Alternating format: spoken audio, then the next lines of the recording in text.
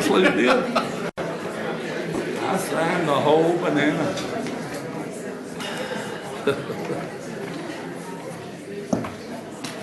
I will ask Natalie when we go in there today, but I signed everything they brought to me. Clerk will call the roll. Glenn Whitley, County Judge. Here. Roy Charles Brooks, Commissioner Precinct 1. Present. Andy H. Wynn, Commissioner Precinct 2. Here. Gary Fickus, Commissioner Precinct 3. J.D. Johnson, Commissioner Precinct 4. Here. Constitutes a quorum. Thank you. Our invocation today will be delivered by Pastor Andy Bowen from Christ Chapel Bible Church in Fort Worth. We appreciate very much you being out here today. After the invocation, please remain standing for our pledges. Thank you, Judge. Heavenly Father, we come before you, and we know that you are the one true Creator God, and you rule and reign over all things.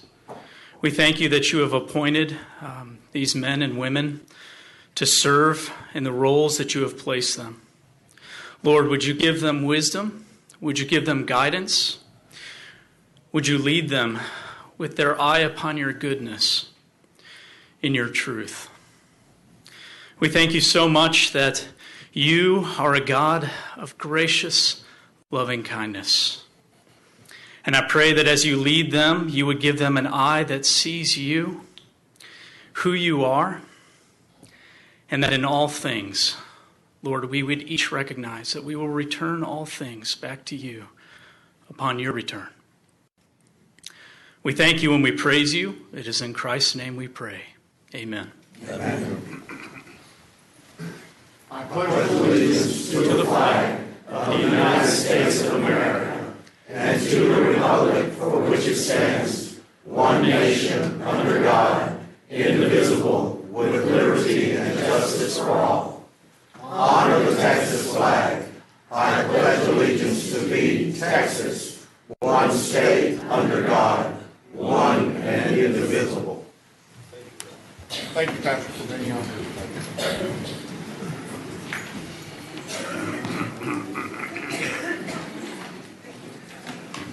Mr. Manius, agenda announcements.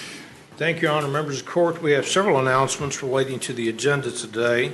The first one is under Human Resources, item 9G6. This is the TO change for public health. There was a revised table of organization on there. We had to make one minor correction. It's in your red folder.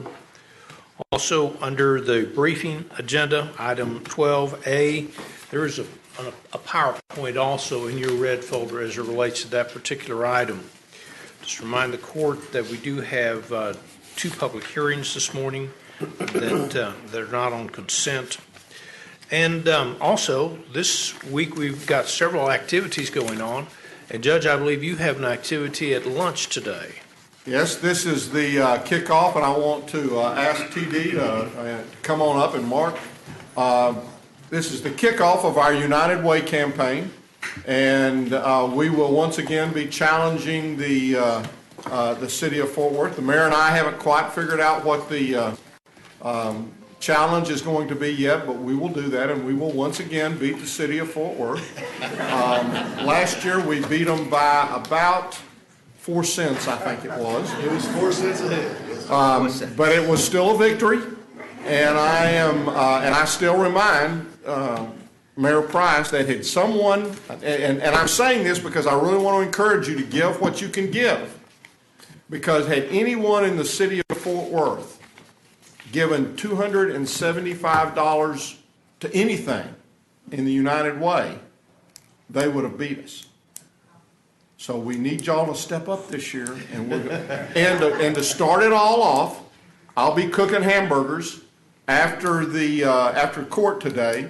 Downstairs, we're going to cook them from 11 till 1.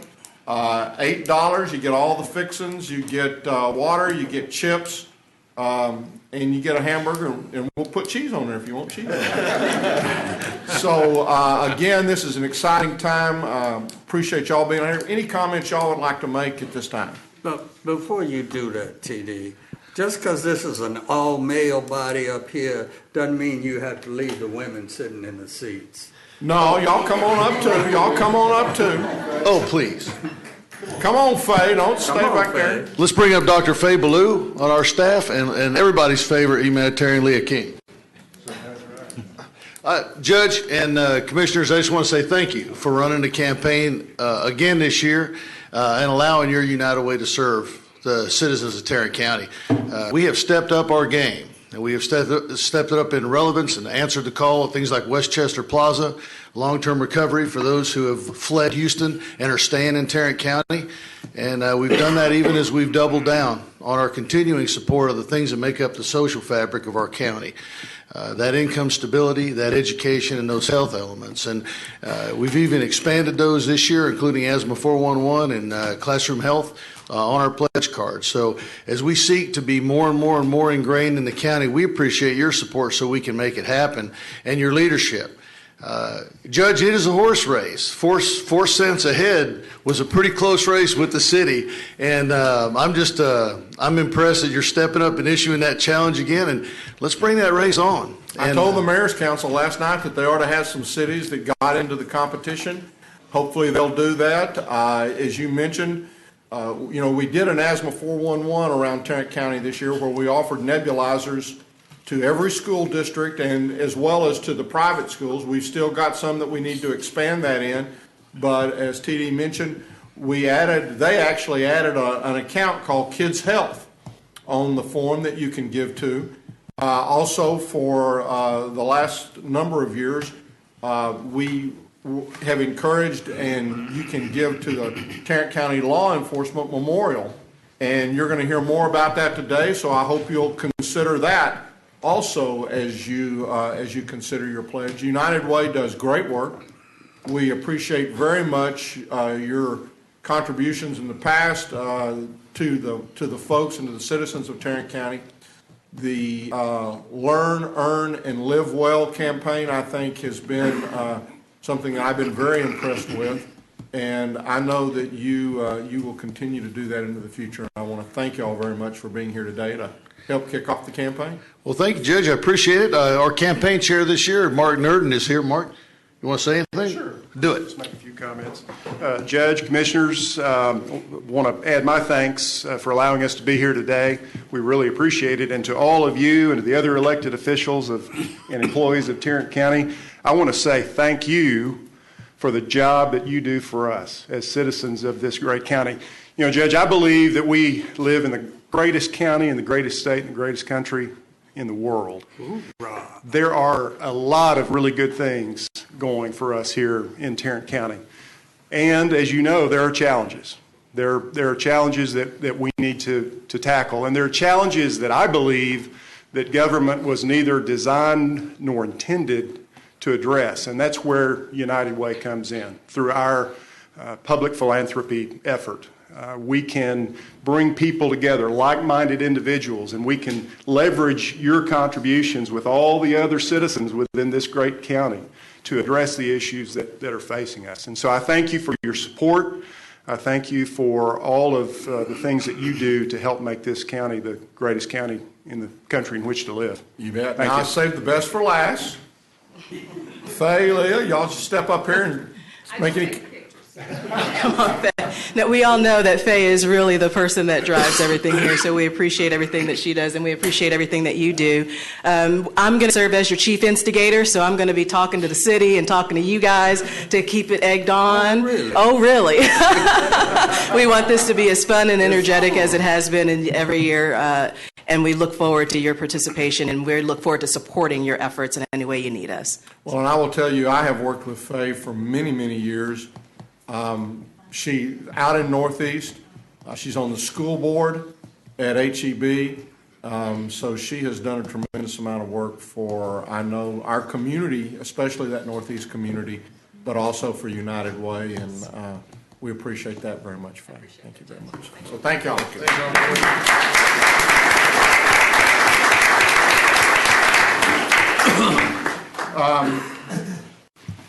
Commissioner Fickus, I believe you have an announcement also. I do. On Friday, we have Empowering Seniors.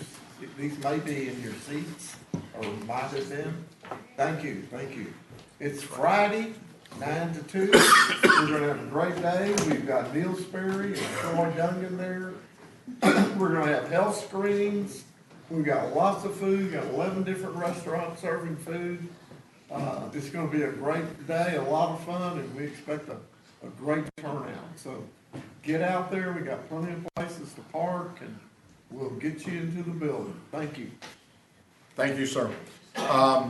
Court members, you have before you the minutes of our regular meeting of September the 19th. Move approval. Second. We have a motion and a second. Any discussion? Please vote. Motion passes unanimously. Couple of proclamations, or one proclamation this morning, and that is on National 4-H Week. I will move for its approval. Second. We have a motion and a second. Please vote. Motion passes unanimously. And if you would read that into the record, please. You bet. Whereas the 4-H Youth Development Program of Texas A&M AgriLife Extension Service provides learning and growing experiences for the whole child, including head, heart, hands, and health, and helps youth acquire knowledge and develop life skills which enable them to fulfill their potential. And whereas National 4-H Week celebrates the beginning of a new 4-H year and includes local activities such as National Youth Science Day, which engages youth in the application of scientific concepts to daily life, including a partnership with Lockheed Martin engineers, and one day 4-H, in which youth dedicate a day of service to their communities. And whereas a vital component of the program is the youth-adult partnership provided through hundreds of adult volunteers who generously dedicate their time, talents, and resources to the youth in Tarrant County. And whereas Bailey King, a 10-year 4-H member, was voted president of the Texas Wranglers 4-H Club for 2 consecutive years, is president of the South Lake Carroll Rodeo Team, and is the elite member of both the Texas 4-H Equine Ambassadors and the Texas 4-H STEM Ambassadors. And whereas AgriLife Extension is very proud of Bailey and all of the more than 400 4-H members who serve and lead in our communities of Tarrant County, and whereas honoring the motto, to make the best better, Bailey will represent Tarrant County as she leads our students in National Youth Service Day activities at Lockheed Martin. Now therefore be it resolved that we, the Tarrant County Commissioners Court, do hereby proclaim October 1st through 7th, 2017, as National 4-H Week in Tarrant County, in witness whereof we have heretofore set our hands and caused the seal of Tarrant County to be affixed this 3rd day of October, 2017. It's been moved and approved. Bailey, come on forward. John Jacobson is also our Tarrant County Extension Director. And anyone else? Bailey's father is in the room. Yes. Bailey's parents. How can you tell? That's the one that... Get that camera ready. I would like to start off by thanking the Commissioners Court for being such great supporters of 4-H. It's only through your support that countless children and teenagers like me have the opportunity to learn and grow with 4-H and help keep Texas traditions growing strong. I would also like to thank you for giving me the opportunity to share my 4-H story with you today. I'm a senior at South Lake Carroll High School, and I was diagnosed with severe dyslexia in the 1st grade. As I was growing up, I was very shy, and I didn't like to read in front of people because of my dyslexia made it difficult. I joined my local 4-H club when I was 8 years old and learned that 4-H had a public speaking program. Because of my challenges, I decided to start participating in public speaking opportunities so I could improve my skills in a friendly environment. Because of this 4-H program, I've become much more confident in my reading and public speaking skills. Without this 4-H program, I'm not sure if I would have overcome my learning disability. I have participated in many projects in my years in 4-H, but my main project has been horsemanship. Through this project, I have learned the value of putting in hard work, and it's been a great way to learn leadership skills. Also, I have held many officer positions in my Texas Wranglers 4-H club. I have helped serve as club president this year. I have learned so much about responsibility, time management, and leadership skills through my 4-H, and I'm so proud to be a part of this organization. 4-H has played a big part in my life, and it has made me who I am today. Through 4-H, I have found my calling and plan on attending college next fall, majoring in animal science and a focus on equine breeding. Thank you again for all your support. You're helping so many kids like me and shaping our lives for the better. Thank you very much.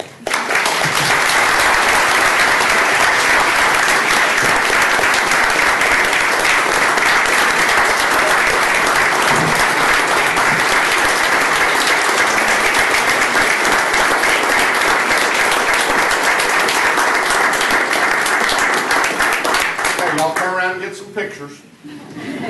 I think Joan has something. Oh, I just want to say that we were able to brag about Bailey last week at the National 4-H Council, and just wanted to recognize her parents. It's an honor for us to have been a part of Bailey's life, and her parents really deserve the credit for raising such an amazing young lady. If they'd stop. They're standing right behind you.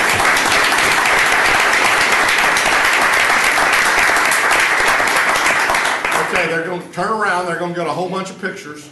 So just stand there like Old Christmas. 4-H guy to a beautiful young 4-H lady. Joan, you're sneaking away.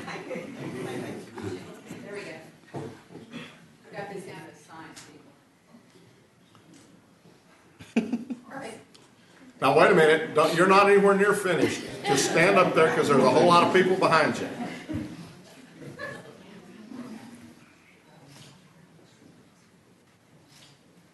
There's got to be at least 3 flashes.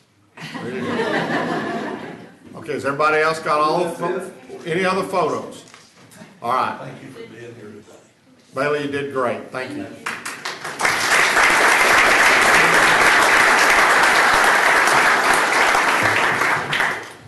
I believe Commissioner Wynn also has some guests here today that he'd like to introduce. Yes, Judge, fellow commissioners, although the Texas Rangers are done for the season, Yes, sir.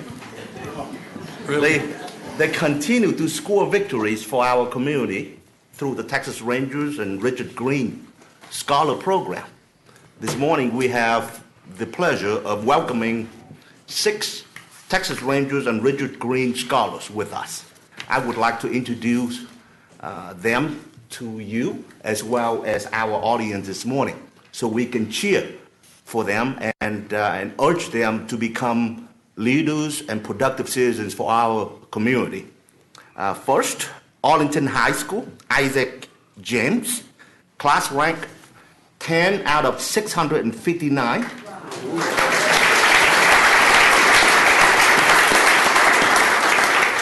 He plans to attend UT Austin or USC, majoring in economics or political science, and then law school, Judge. His activity and honors include Eagle Scout, Secretary of Speech and Debate Team, Regional Qualifier in Informative Speaking, Youth Leadership Arlington, Secretary of the Straight and Gays for Equality Club. Community service, he participated with Teen Court, Youth Advisory Board for local nonprofit, House District 93 campaign intern. Thank you. You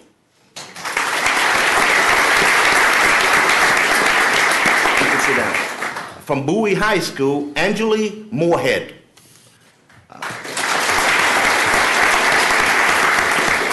She ranks 22 out of 655.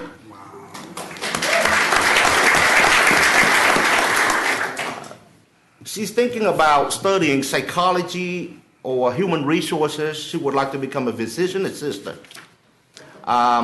Activities and honors include National Honor Society, team captain for National Champion Step Team, Abbott. Community activities include Youth Leadership Arlington, Mission Arlington, and STEPS instructor. Welcome. From Lamar High School, Haneen El Sharif. She ranks number 20. Yes. She ranks number 28 out of 645. Wow. She plans to attend UT Austin, majoring in biology, and she would like to become a pediatric physician assistant.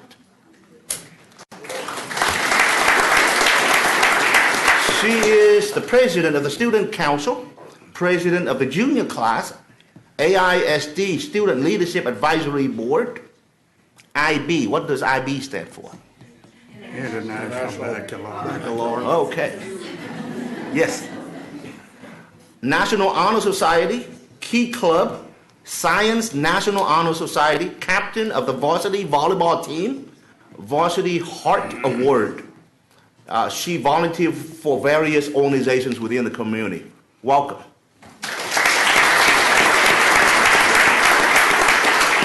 From Martin High School, we have Moses Park. Moses, ranked number 62 out of 831. Went up? Okay, good. He plans to major in business management and eventually become a lawyer, an attorney. Key Club, National Honor Society, Korean American Youth Leadership Program. He volunteers for Mission Arlington, Chris Kindle Market, Flower Mound Korean Church, mission trips, and Vacation Bible School instructor. Welcome, Moses. From Sam Houston High School, Deasia Bonner.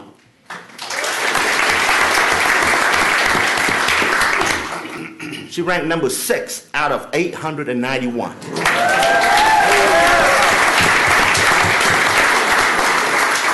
She plans to attend Harvard University, majoring in medicine oncology. That's what I'm talking about. She is president of Junior Class Book Club, AVID, Student Council, Arlington ISD Student Leadership Advisory Board, Mayor's Youth Commission, National Honor Society, National Spanish Honor Society, Upward Bound, and IB. She volunteers in the Adams Elementary Spirit Nights, volunteers for Mission Arlington, Safe Haven, Spear Elementary Special Events, and Arlington Baptist Temple. Welcome.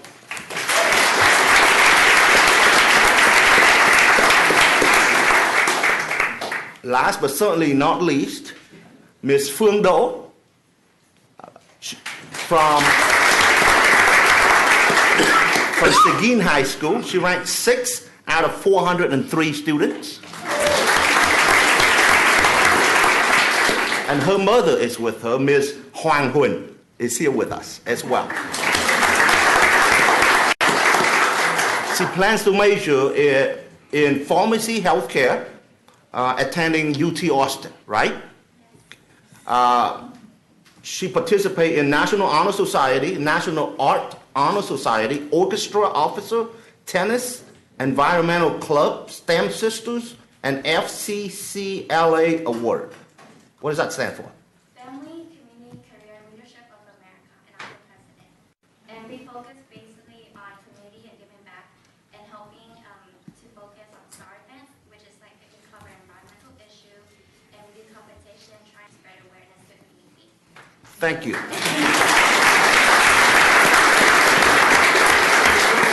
She volunteers for Mission Arlington, EcoFest, Miracle League, Meyerson Symphony. And each and every one of these scholars have received $10,000 in scholarship for college.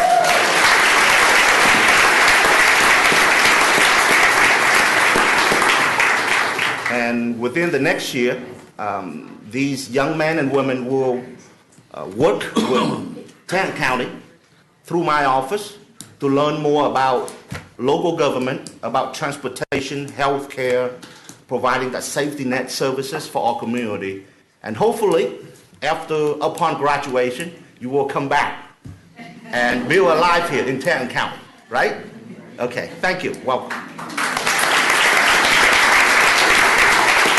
Thank you, Governor. Thank you. You know, I'm going to do a little things out of order. I enjoy doing things on the first Tuesday. It sometimes makes that meeting a little bit longer, but it also gives it does a couple of things. For those who are here that we've just recognized and introduced, they get to see what happens with our employees and the number of years of service and the dedication that our employees have to the citizens of Tarrant County. it gives our employees an opportunity to see other things that are going on in the community.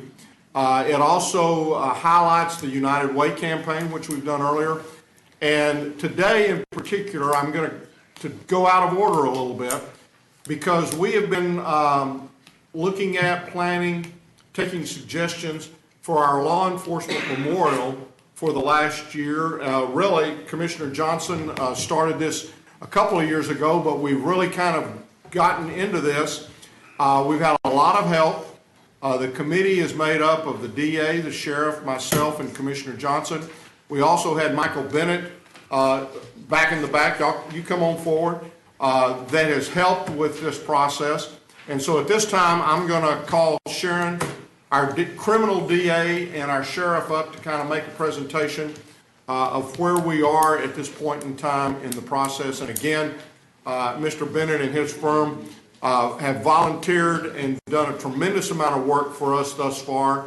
And so I want to again thank him and his employees. They really got into it over there as far as helping us put together the suggestions that came from y'all. So Sharon, please. Okay, so a little background. In 1994, Commissioner Johnson and then District Attorney Tim Curry proposed establishing a law enforcement memorial to honor Tarrant County law enforcement officers who lost their lives in the line of duty. And money was raised around $20,000, that's in your court communication, and placed in a dedicated fund. So in 2015, Commissioner Johnson started talking to me and to Judge Whitley about reinstituting that effort and trying to get that established. And at Commissioner's Court, you all remember there was a briefing item and a committee was named that consisted of Commissioner Johnson, Judge Whitley, the DA, and the sheriff. And we started meeting, and in December of that same, just the next month, it was approved that there be a project account set up at the at the North Texas Community Foundation, the Community Foundation of North Texas. I got it backwards. And that was a place where people could make contributions through the United Way to the law enforcement memorial that Judge Whitley was just speaking about. And that allowed United Way giving. So for everyone in the county who gives to United Way, that is one of the options, is to give money to the law enforcement memorial at the North Texas Community Foundation. So our committee began to meet. We had meetings about, what should the process be, what should the rules of inclusion be, and where should this memorial be placed.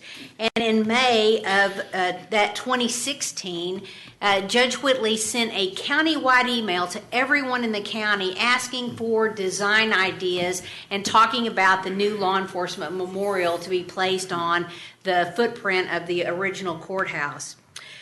We got lots of ideas and drawings. We had one person send the drawing that his child had done. It was a great drawing, so we had a lot of really neat ideas.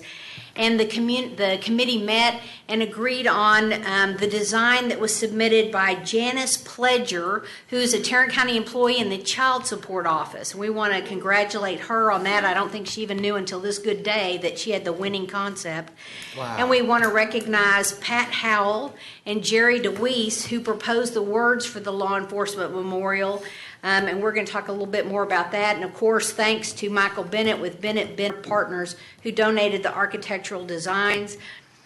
We're going to talk a little bit about the eligibility rules and the people who are proposed, and that involved a lot of detailed research. And actually, we talked to Sergeant Kevin Foster, who's the research director for the Fort Worth Police and Firefighters Memorial, and he assisted us in drafting the eligibility rules. And we want to thank Tarrant County Sheriff's Deputy Howard Katarski, who provided detailed research on our fallen Tarrant County officers. So when the committee met, our proposal is the sheriff's going to present our proposed peace law enforcement memorial. Thank you.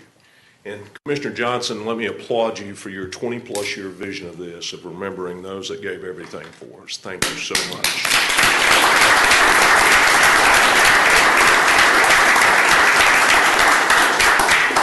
I was honored to be on this committee, but it was really Judge Whitley had started it, But our DA, Sharon, has done so much hard work in the background of putting all this together that, I was happily and blessed to be along for the ride, and I look forward to it coming to its fruition because of the hard work that's already been done on it.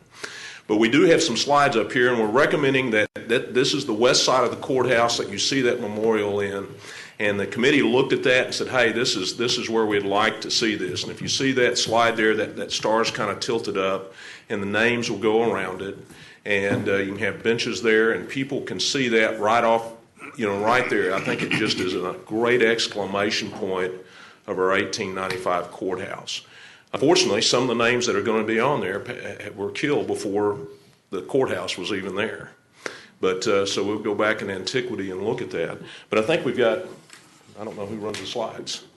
Do we have another slide, the second slide? There we go, sir. Oh, there we go, thank you. GK, thank you for introducing me to the technology, which I was happily, blissfully ignorant of. They do say I'm the technology guy. Yes, sir. It's called a keyboard. And but if you look, is that you see the slant and the angles of it, and you also see that the county seal is going to be there. We're going to use gray and pink granite, and then there's going to be planting around it. But a very peaceful, tranquil look at it, a very gingerly look, and then the oversight as you looked at the west segue of the courthouse there and the steps.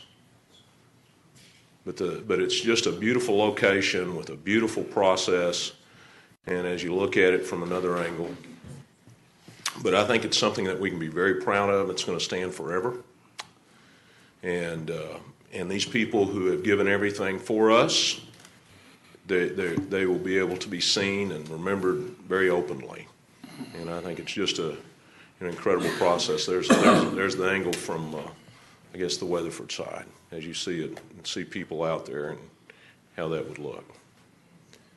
But that's where we're at, and the architect has done an incredible job of getting us ready and to this point.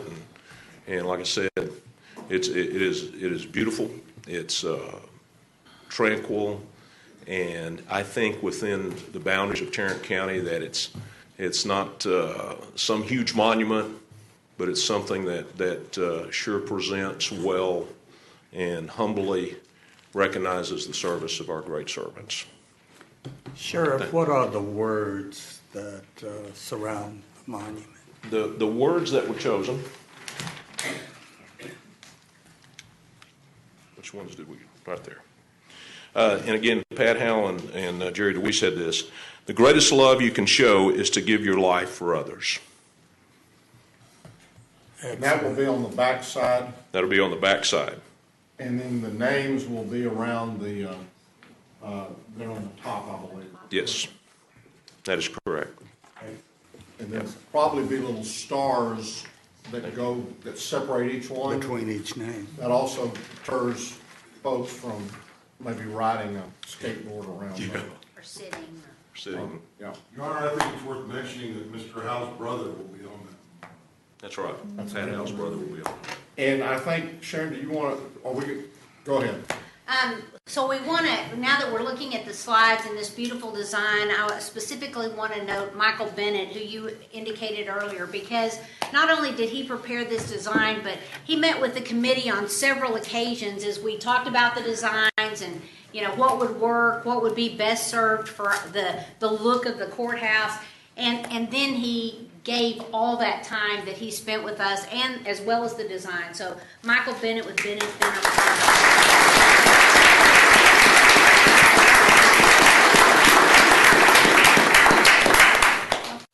The next item is the eligibility rules, and obviously when we finish we're going to be asking for the approval of this design and the location. The eligibility rules you all have had a copy of to read, and they were attached. I think that the purpose of the eligibility rules and really the purpose of the law enforcement memorial is to honor the ultimate sacrifice made by honorable Tarrant County law enforcement officers killed or injured in the line of duty or as a result of or in retaliation for their duty. And so these eligibility rules set out the inclusion, and they include, of course, officers who die as a direct result of an injury sustained in the line of duty, but also in line of duty on-duty incidents, also line of duty off-duty incidents, as well as incidents that occur while they're fulfilling their line of duty requirements, such as we've recently experienced in Tarrant County, a person who was at the gun range going through that process. That would actually also qualifies. So our recommendation from the committee is that you review and approve the eligibility rules. If you have any questions about those, we're here to answer those.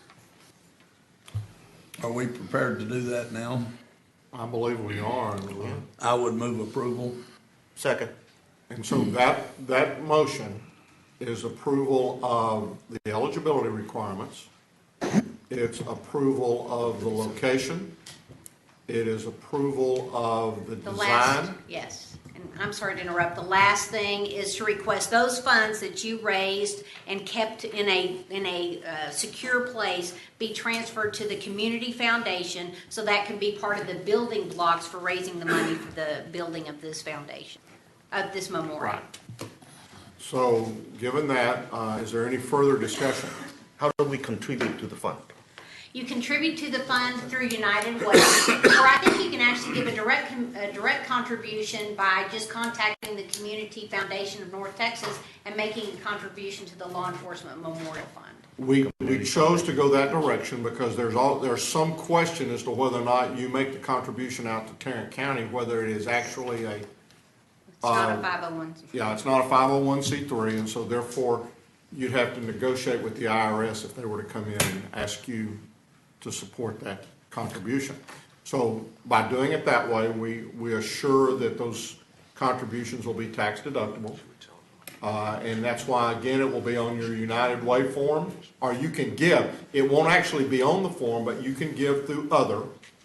And that way it'll be a payroll per payroll, or however you designate it to come out. That will be there on that particular form. Now, I want to stress one other thing before we get it. No county funds, no governmental funds are going to be expended in this particular endeavor. So just in case anybody thought we were going to be taking this out of taxpayer funds, we're not. It will be contributions, monetary contributions. Obviously, Bennett and Michael and his group have contributed a lot of time, and we're hoping that other vendors may consider doing that. But this is something that we're excited about, and we feel like it's time to get this done and have that recognition somewhere on our grounds. So if there's no other discussion. There is a question. Okay. From the wings. What is the budget for this? How much do we need to raise? Is a lot. And from the wings, I'm sure that he will start this with, but the exact number that we had was it 281? 254. 250, well, even better. 254,000. Does that include the $20 or so thousand that's already on That'll hand? knock it down by that That'll knock much. it down. No, it does not. Yeah. So it's 230. 234, 235. Okay. And we have some money at the North Texas Foundation already, so I would say that we're probably very close to the 230, maybe 225. Very good. You good? I'm good. With that, then please vote. Motion passes unanimously, and I believe we're going to come back. Go ahead. Next, we'll be returning next week, October the 10th, at your Commissioners Court meeting to present the nominations for inclusion in this memorial, those that we've received to date, and that would be according to the eligibility rules. And I hope that as this thing goes forward, we're going to prepare a little pamphlet that will outline and we'll talk about each person who will be recognized on the monument. I think as we move forward, that there's some other things through technology that we may be able to do so that if someone approaches that there may be a way for them to use their smartphone or whatever to be able to identify and to receive that information via social media or via smartphone type stuff. You just raised the price. No. We'll take, it'll be taken care of. So we thank you very much for y'all's work. Again, Commissioner Johnson, thank you for your continuous effort to make this happen. We appreciate that very much. Now, I know we've moved out of order, but I felt like it was important before we did employee recognition and all y'all got up and left, that you have an opportunity to hear, and hopefully you'll take back to your various departments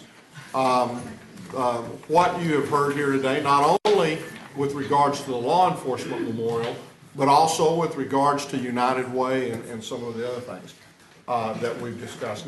Now we get into, again, what I consider to be one of my favorite times each month, and that's the opportunity to recognize our employees for the tremendous amount of work that you do and for the way that you do that work. And so the way this works, especially for you newbies, you 5-year folks, I call your name or what sounds like your name, and that's important. You stand up and then remain standing until we get through that particular group, and then we'll recognize you, and then we'll move on to the next group. So we'll begin with our 5-year employees. The first is A.B. Aldridge. The third, Information Technology. There's A.B. Next is Armin Bolanovic with the Sheriff's Department. Susan Cox, Information Technology. Derek Ellsworth, Sheriff's Department.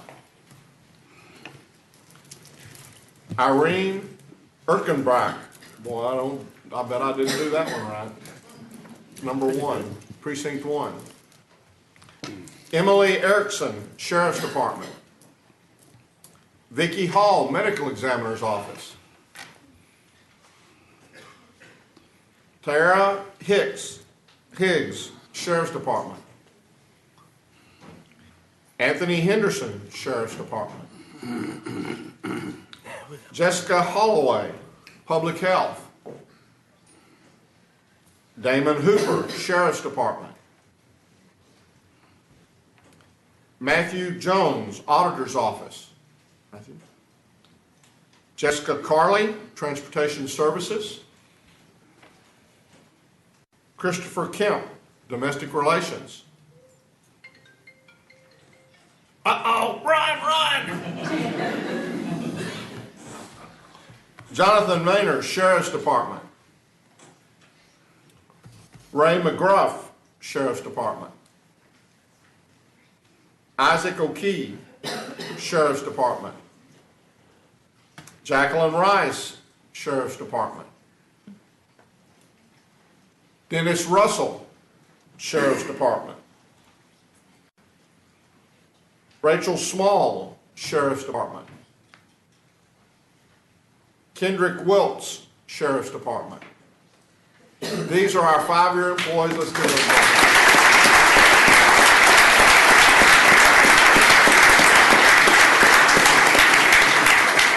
Y'all can be seated.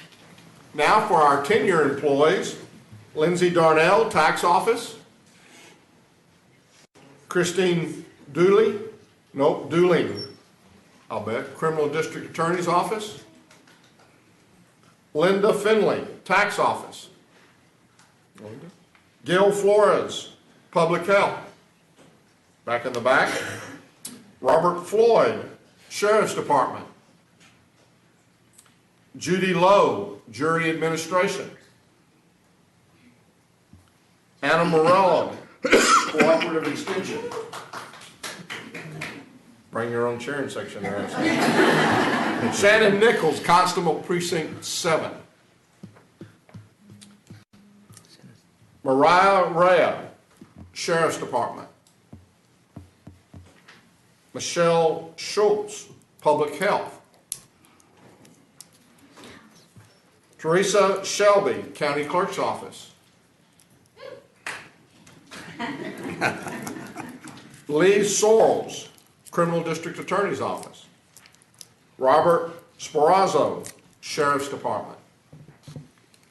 Laura Tanner, District Clerk's Office. Brian Thomas, County Clerk's Office. Edward Williams, Juvenile Services. Johnny Womack, Sheriff's Department. These are our 10-year employees. Let's give them a big applause.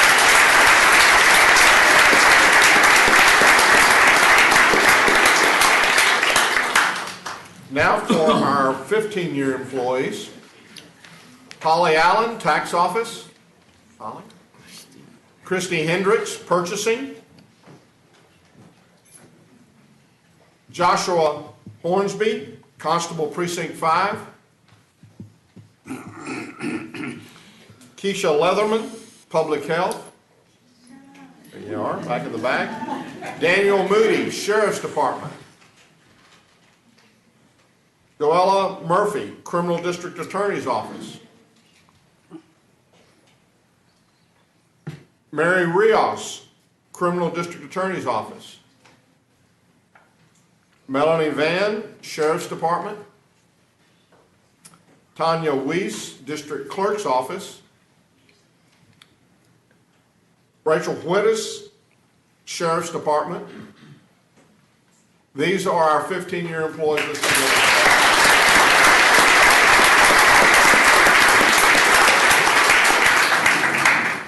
Now for our 20-year employees.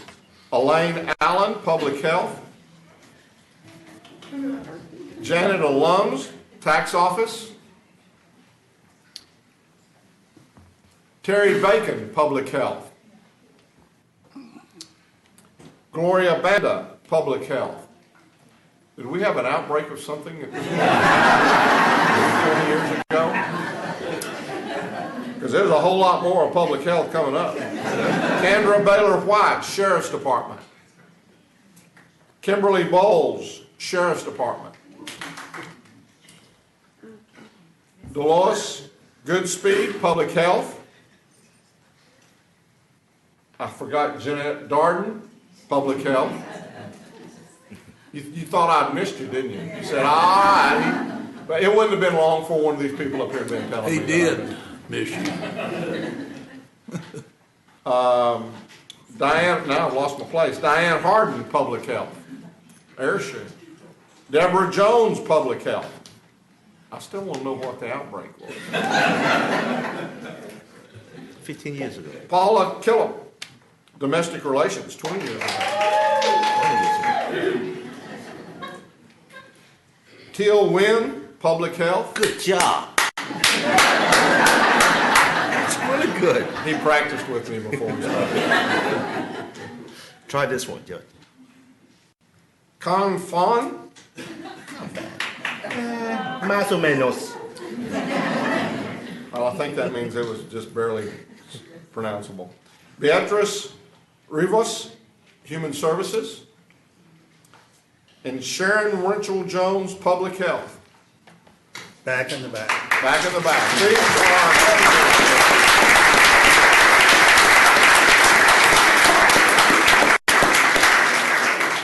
This 20 years ago may coincide with when we inherited the entire public health department from the city of Fort Worth. 2001. That's it. How many of y'all were with the city of Fort Worth? Aren't you glad that you moved over to the right side instead of the dark side? Thank you, Commissioner. That no problem. Yeah, that's exactly. That's why you keep me around. It's the people that keep you around.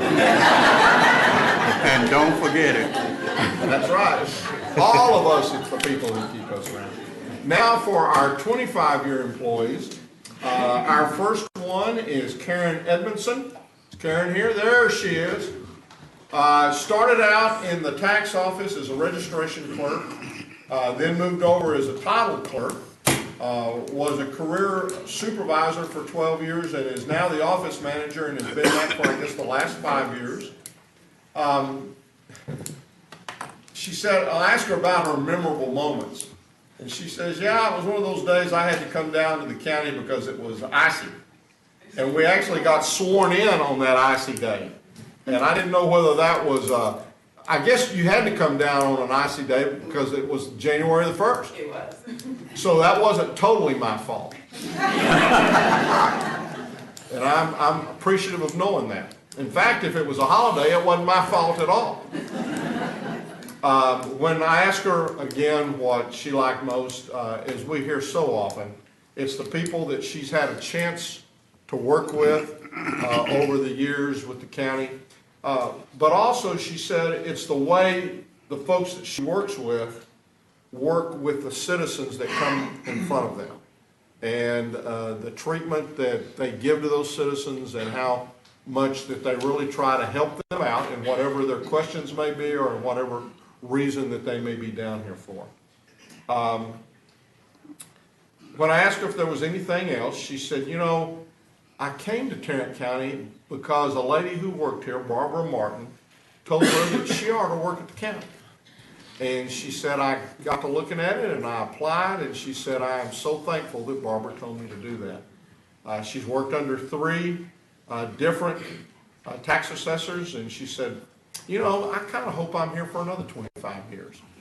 And, well, maybe it was a little less, but, you know, it was close. Karen, thank you very, very much for your service to Tarrant County.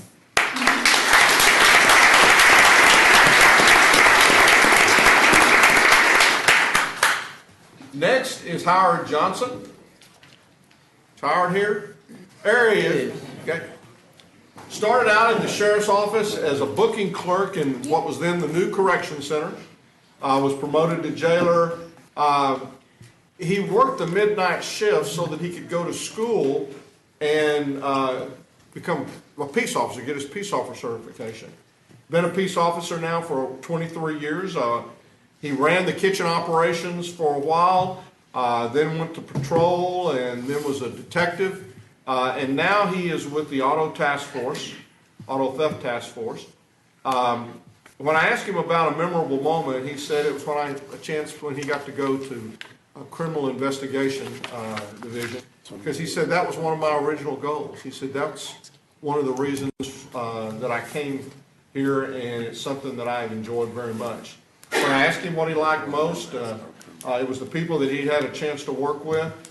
He said, you know, I've had some great supervisors who have taught him a lot of life's lessons. He said, you know, they were understanding, but he said that doesn't necessarily mean that every once in a while they didn't chew on me a little bit. He said they pushed him to be better, but they were always firm and always were there to help him out. Howard, we appreciate very much the 25 years of service.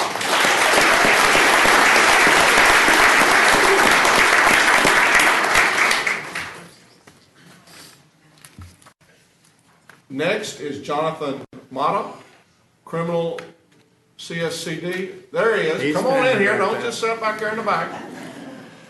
He started out with CSCD and has actually been in county criminal court number 10 for the entire time. When I asked him about a memorable moment, he said it was with Judge Gilfeather, when Judge Gilfeather appointed him the senior officer in his court. He said he has really enjoyed the people he's had a chance to work with, the different judges that have been in that court. He said he just can't thank them enough, and he's grateful every day that he's had a chance to be with the county. Jonathan, thank you very much for your years of service with Tarrant County.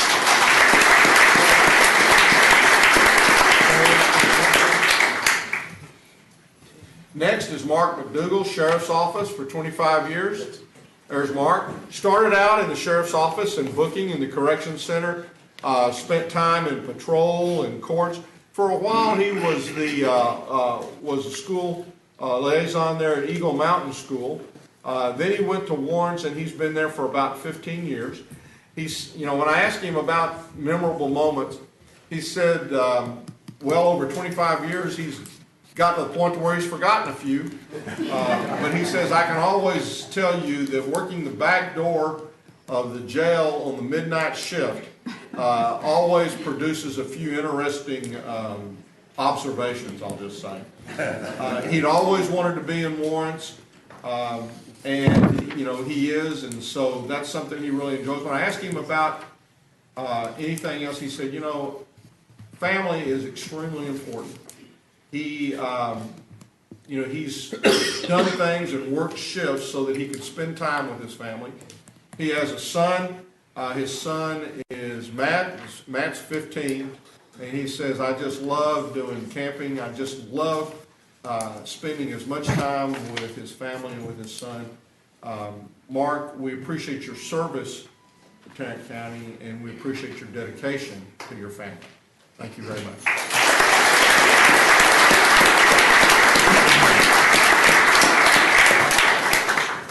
Next is Stephen Siebolt with the Sheriff's Office. Is he here? Wasn't sure he was going to be able to make it. Again, he started off as a clerk in the old jail, went to patrol, spent about 8 years in the jail, spent about 8 years in patrol. He's now in crime scene as a crime scene investigator. When I asked him what were the more memorable moments, he said, I've spent 23 years on the honor guard, and that has meant a tremendous amount to me. He really likes the people he's had a chance to work with. He started out when he was 20, and you couldn't actually be a jailer until you were 21, so he started out as a clerk in the jail. He says he looks forward to spending a lot more time with the county. He told me he has a son that is 5 years old, so he's going to have a chance to spend a lot more time with the county, and he's certainly looking forward to that. So when you see Stephen, please tell him how much we appreciate the 25 years of service he's given to Tarrant County. Next is Michael Sharp with Pretrial Services. Is Michael here? He wasn't sure. He said he was pretty backed up. Again, he started in pretrial, is now one of the pretrial officers. He said, he enjoys, said a lot of times the people that they're working with can't afford a bondsman. And he said, I really try whenever I can to be able to help those families out. And he said, I especially try to focus a lot of times where you may have a young person who comes through and, they just messed up. And he said, what I try to do is, make sure that they understand that there's a future from here. And again, I think that speaks to the mindset that our county employees have.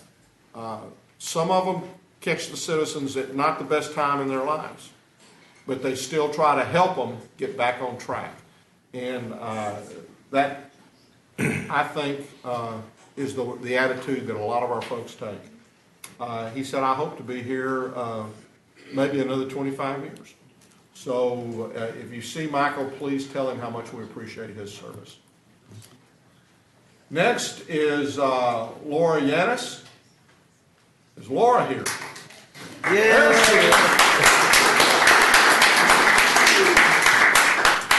She started in the county clerk in the criminal courts area, and then Ms. Henderson's secretary position came open, and she did that. I think she kind of went over there thinking it was going to be a temporary job. Asked her to fill in. Well, she filled in for how many years? About a year. So it got to be a little bit more, but she also then went to the IT area in the county clerk's area. And then from there, when we put all the IT under one umbrella, she moved over to the IT area. Memorable moment, in the time that she was with Suzanne's office, they started the blood marrow donations. They do the tests and see if they could find the matches. And she said, I remember this one gentleman that came and he had all these questions. And she said to him, it's very unlikely that we just want we want you to do the test. It's very unlikely that you'll match. Well, the next week he matched. And he saved someone's life. And so that was something that stood up. She gives blood regularly when they come here to the county. When I asked her what she liked most, she said it's the people that she's had a chance to work with. She feels very blessed to have had an opportunity to work in Tarrant County. Both of your parents retired from Tarrant County over and over again, and probably within this group of folks that we're talking about today, at least 3 or 4 have had relatives that work or have worked with Tarrant County. Laura, thank you very, very much for your years of service.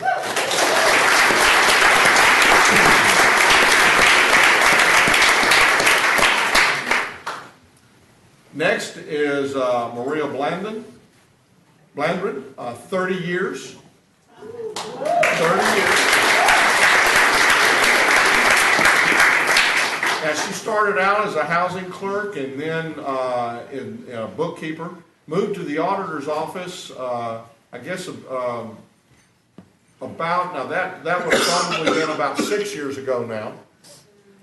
10 years ago. Well, I get my 5-year increments mixed up. She's the accounts payable coordinator. When I asked her about her memorable moments, it was when they had a chance to work with the Katrina victims, there at Resource Connection. She said, I really enjoyed the benefits. She said, I've never worked with a greater bunch of folks. She said, everything has really been a great experience. Now, 5 years ago when I talked with her, she said that everybody there was like, was really like a great family. She lost both of her parents within 6 months in 2009. And she said, the office rallied around me and helped me. And I just can't say enough good things about them. When I asked her just recently what had occurred over the last 5 years, she said, I had been living near TCU. I actually sold that house, and I'm now living out at the Eagle Mountain Lake area, retiring next year. Now, she said she tried to retire before, and her supervisor talked her out of it. But I don't think her supervisor is going to have much luck this time. She sounds like, she said, they convinced me I need to get to 30 years. Well, she's there. She loves what she's done, and she has gotten to do and to learn so many different things when she's been with Tarrant County. Maria, thank you very, very much for your service.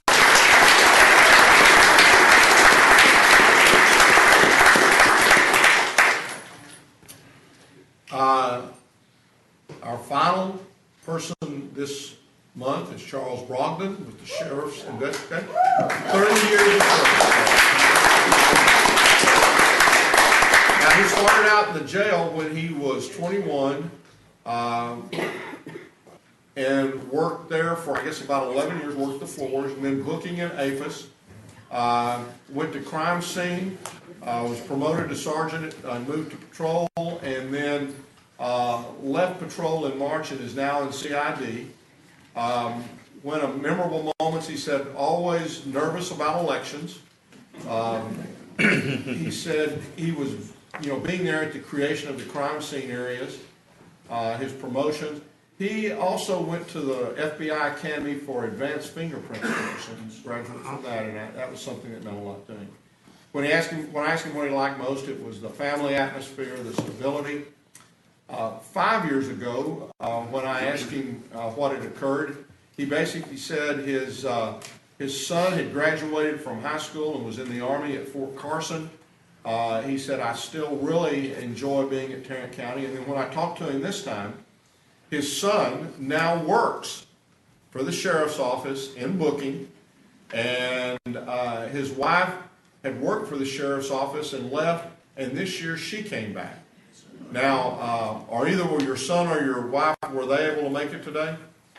I didn't even tell them this was happening. Okay.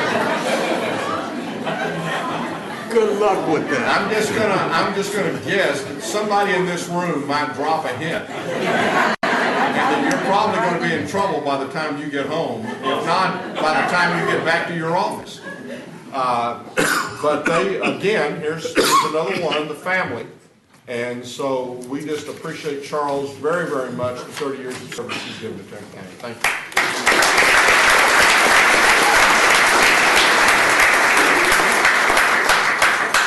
That is 935 years of service.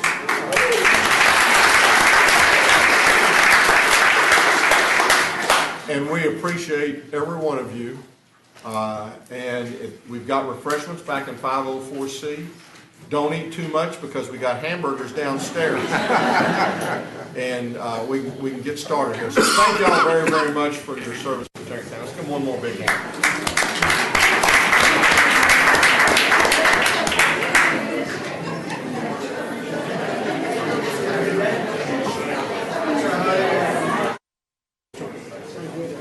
Move that we receive and file the employee record. Second. We've got a motion and a second. Please vote. Motion passes unanimously. Commissioner Fickens will be back here in a minute. Let's get it coffee. You have before you our consent agenda. Move approval. Second. We have a motion and a second. Any discussion? Please vote. Motion passes unanimously. Have a couple of public hearings.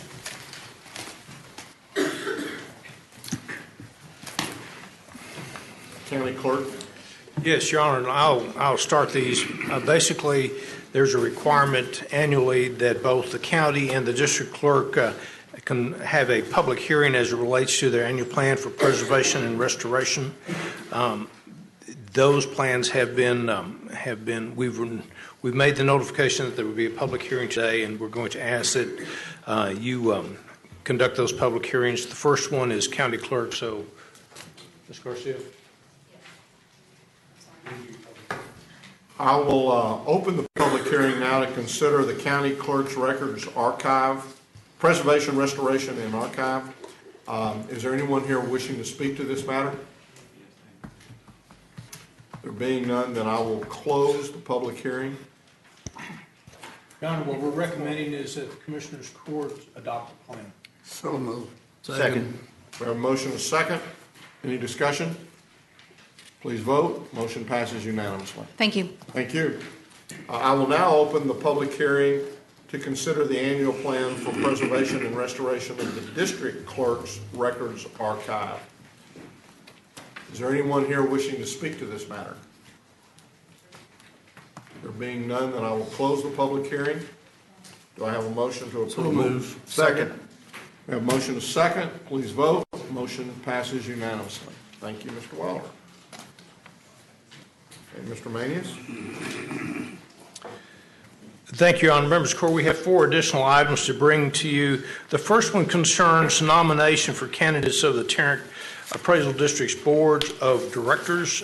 This is a semi-annual or once every 2-year event. There are 5 members on the board. Mr. Wright serves as an ex officio on that particular board.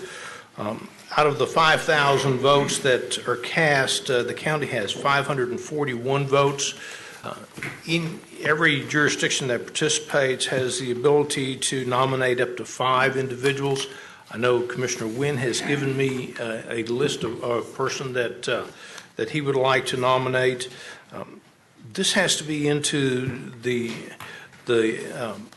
appraisal district by the 15th. So if we don't do all of them today, we can come back next week and pass a resolution for 1 to 5 or how many ever the court wants to appoint.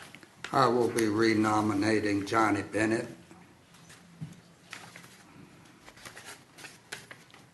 I'd like to nominate Michael Lemon, whose CV has been provided to the court members, and also renominate Mike O'Donnell. I would like to renominate Mark Wood.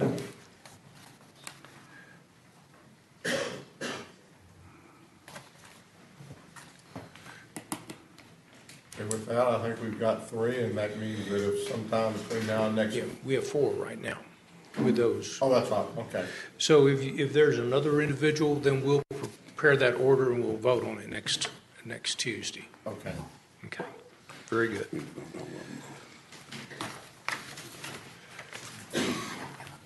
So we're not taking any action this week? Not today, but with those nominees, we'll we'll create one order that will be voted on next week. Okay.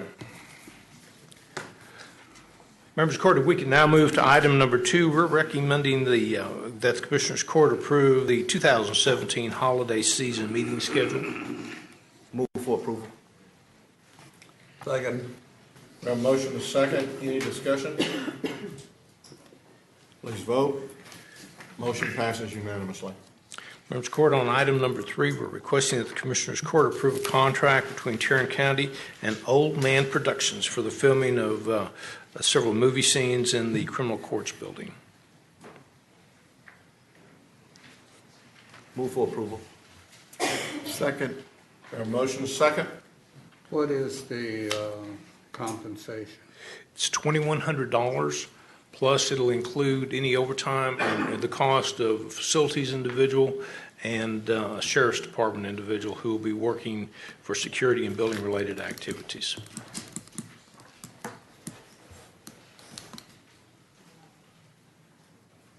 Please vote. Motion passes unanimously. Members of the court, on item number 4, we're requesting that the Commissioners Court approve a request to amend the county's fee schedule for qualified candidates during the Expunction No Disclosure Clinic, which will be held October 14th, 2017. Just to note, this is a program that Commissioner Brooks initially created or helped foster, and I believe this one is in Precinct 2. Move for approval. Second, but the original expunction clinic is coming up October 21st and November 4th. So I would like to get the same action done again this year as we have for the past 3 years. We'll put those 2 items on the agenda for the court to consider next week. Thank you. Please vote. Motion passes unanimously. Thank you, Your Honor. Thank you.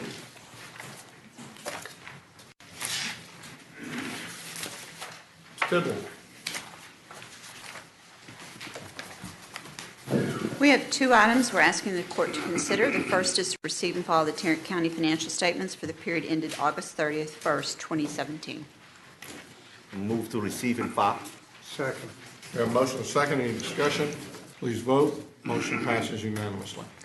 And our other item is asking the court to receive and file the auditor's report on a review of financial and system controls for Constable Office Precinct 8. I would say that we've worked with the constable, and at this point, all of our findings have been addressed. Some have been implemented, some are in the process of being implemented, and we will follow up to make sure that the ones that are in the process are implemented. And I guess the one question, and as I look through that, I know there was some question about destruction of evidence, and I guess DA's office, if there's evidence, should it be in the constable's office? Depends on why it was seized. If it was seized pursuant to a civil order, potentially, if that's within a court order, the constable to seize and hold. If it was for a criminal matter, it may depend on where the case stands in relation to the filing with our office. Okay, so what kind of procedures do you have in place with the constables regarding their maintaining of evidence? I'd have to inquire about that. I can't answer the court off the top of my head. Okay. The constable's committed to not destroying any more property without approval by court and the district attorney, commissioner's court and the district attorney. So I think we're on the same page as far as working with the DA's office and anything that needs to come back. So again, I think that's in process and will be resolved. Okay, thank you very much. I have a question. You mentioned in your report that there are a couple of manual receipts books. Yes. That are lost. And then you also mentioned that there are a number of manual receipts that are not entered into the mainframe. Or the ones that are not entered into the mainframe, I mean not the mainframe, the SAP. Yes. Okay. Or they use Odyssey, I believe, for... Odyssey, okay. Are they the same receipts? Or do you... No, sir. The ones that weren't entered were related to innocence, and we're working with the tax It's the NSF issue, the ones that weren't entered. Okay. It's the same as in the previous audit of the other constable, and we're working with the tax office. There's an issue if they go out to collect the NSF from a party, how quickly then they can get it back to the tax office if it's entered into their system and how it's receipted. And so we've worked with the DA's office and with Ron's office. Yeah, we had the same issue with the other. Yes, Okay. yes. And we're We've working had on the that. same issue with several other constables. Yes. It shouldn't be a matter of grave concern at this point. We know what this is. Okay. Please vote. Motion passes Thank you. unanimously. Thank you. Snyder.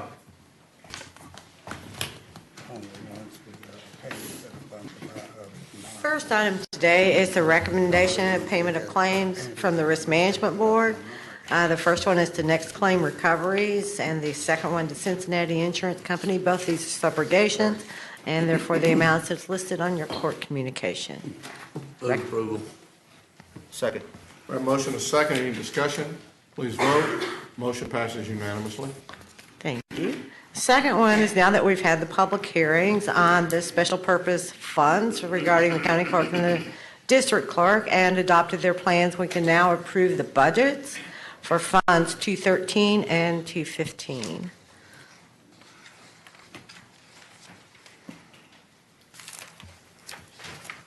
Move approval. Second.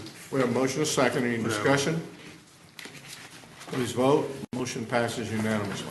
Thank you. Do you have a question? Mr. Shooter. How are you? Doing fine, sir. Good morning. The courts have one item for your consideration today, and I'd like to take a little bit more of your time to go a little bit more into it because I think it's a significant step in the right direction of what we're doing with magistration and bonds. It is requested the Commissioners Court to approve a professional service contract between Tarrant County and Noble Software Group relating to the provision of use of risk needs assessment tool for offenders in criminal justice cycle as it's designed to predict the likelihood of rearrest and recidivism. This has to do with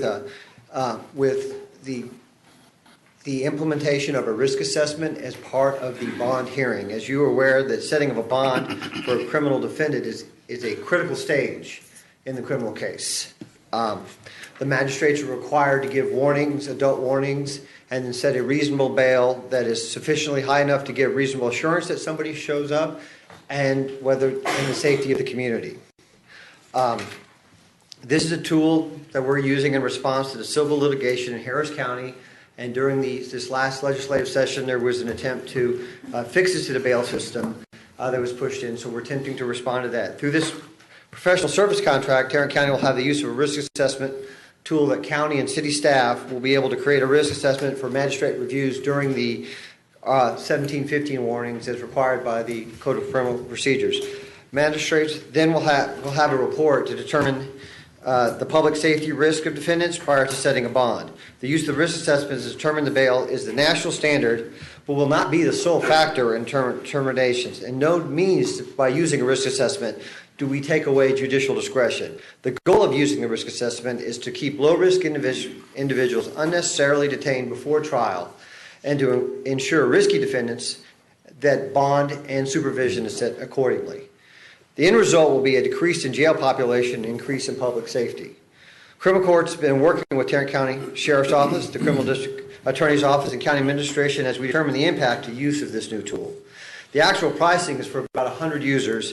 It's to be set at $53,537. But in an effort for Noble to help us implement the project, they're giving us 6 months free. So the cost in FY 2018 is $26,768.50. The number of license will allow the criminal courts to share the tool with municipal judges who currently act as county magistrates based on long-term and local legal custom. This tool will also be available to CSCD and pretrial services. A lot of work has been put to get us to this point. County Administration, Purchaser's Office, the Criminal District Attorney's Office, information technology to get to here. And with that, we request that the criminal court to get this contract approved so we can move forward. This is a step in the right direction. I am not familiar with the particular assessment tool that you propose to use, but there are some very good ones nationally, and I trust that we have picked one of those. Yes, sir. Yeah, okay. This tool is currently being used by CSCD, is it not? It's actually a version of this tool is being used by juvenile. By juvenile. I'll move approval. Second. We have a motion and a second. Any discussion?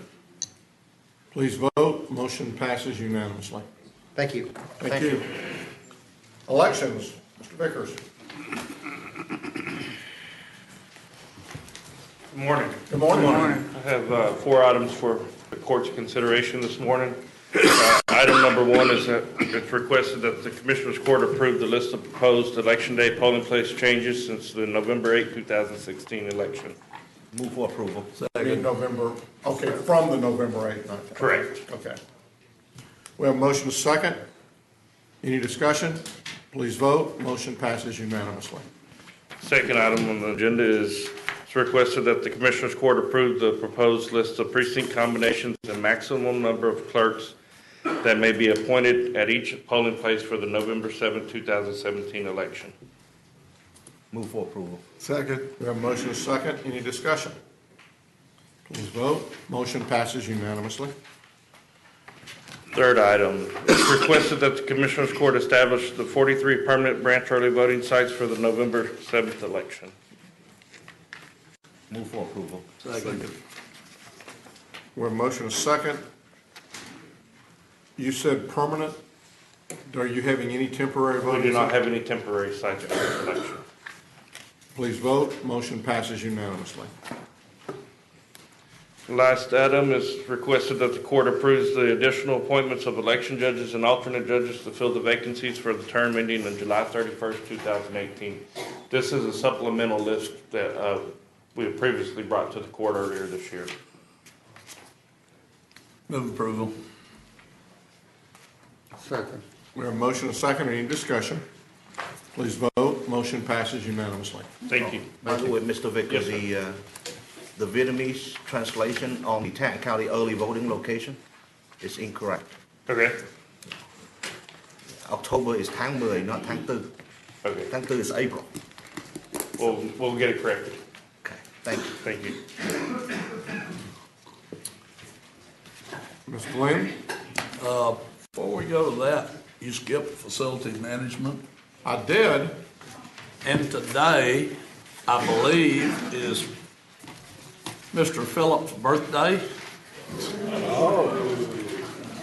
And are we on Medicare yet, David? It's one of these significant birthdays. What little hair he has left is great. But happy birthday anyway. Wow. Indeed. Congratulations.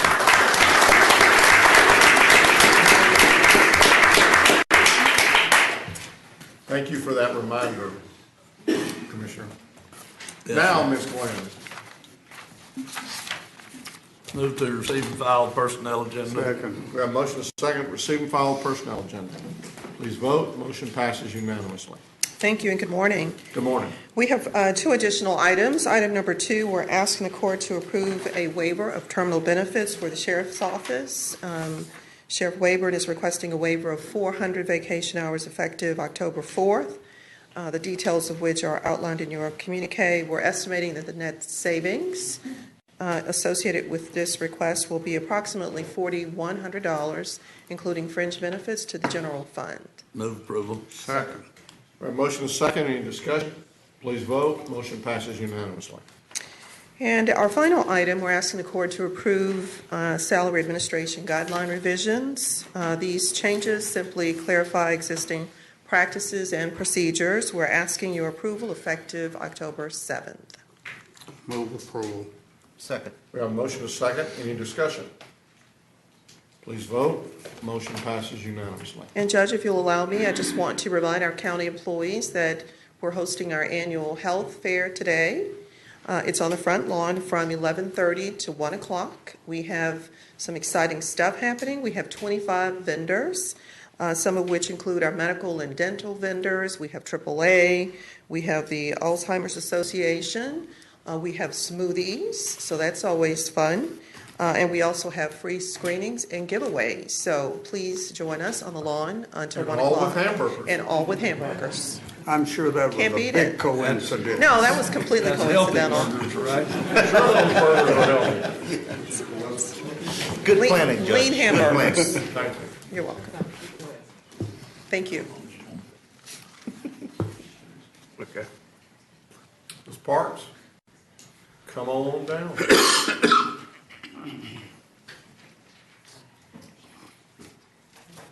Hi.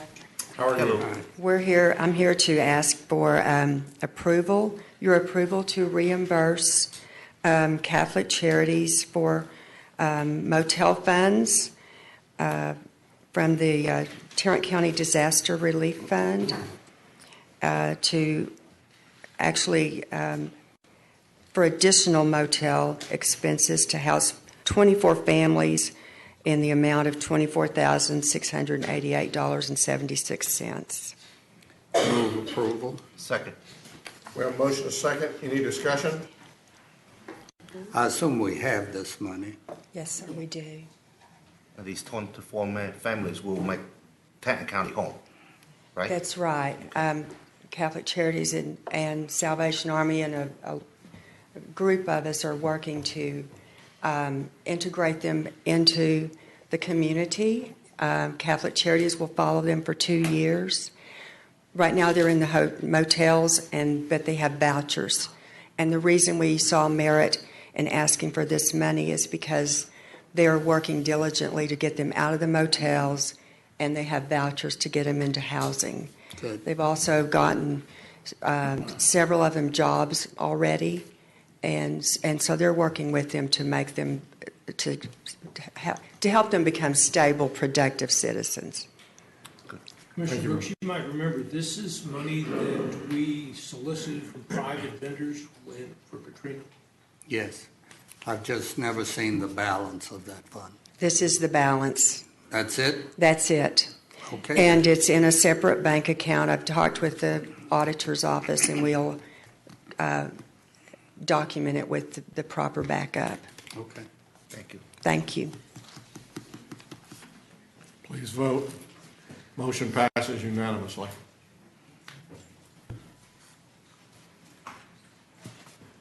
Penny, Mary. Sitting on the other side. I was gonna, it's a good thing, because I was gonna get after you during the employee recognition that you didn't know why we had so many employees, even though you weren't there at that time. I was there. Well, that's all right, but you're in charge. Well, good morning, members of the court. We have Public Health requesting one item for your approval this morning. It is to open a purchase order for Clear Health Incorporated for additional data migration services towards the implementation of our new electronic medical record system. So this is a second data migration that we're looking to do to complete the data transfer from the existing EMR, which is Clear Health, to the new EMR that we're getting implemented.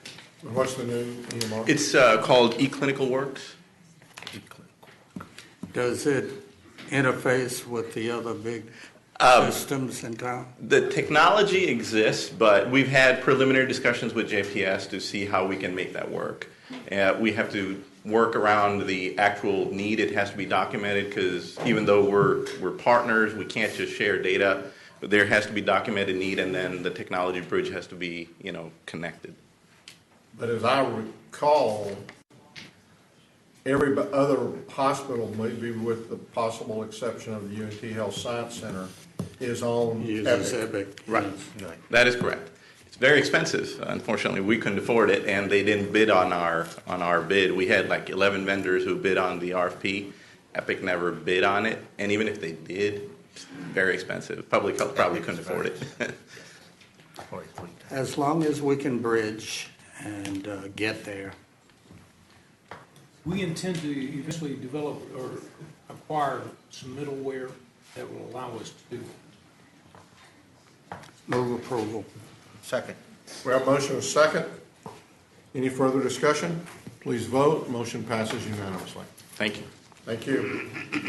Mr. Beecham. We're not talking about football. We don't have time. Troy. That ain't even a high school team. Isn't that? Commissioner Fickus, what a visionary you are to have somebody by the name of Troy speak at your function this week.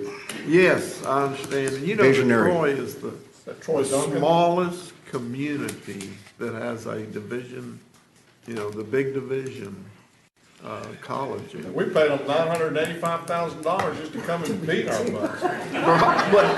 But you got them for homecoming. Yeah, I know. And they appreciate it. That was your homecoming? Yes. That was homecoming? Yes. Homecoming.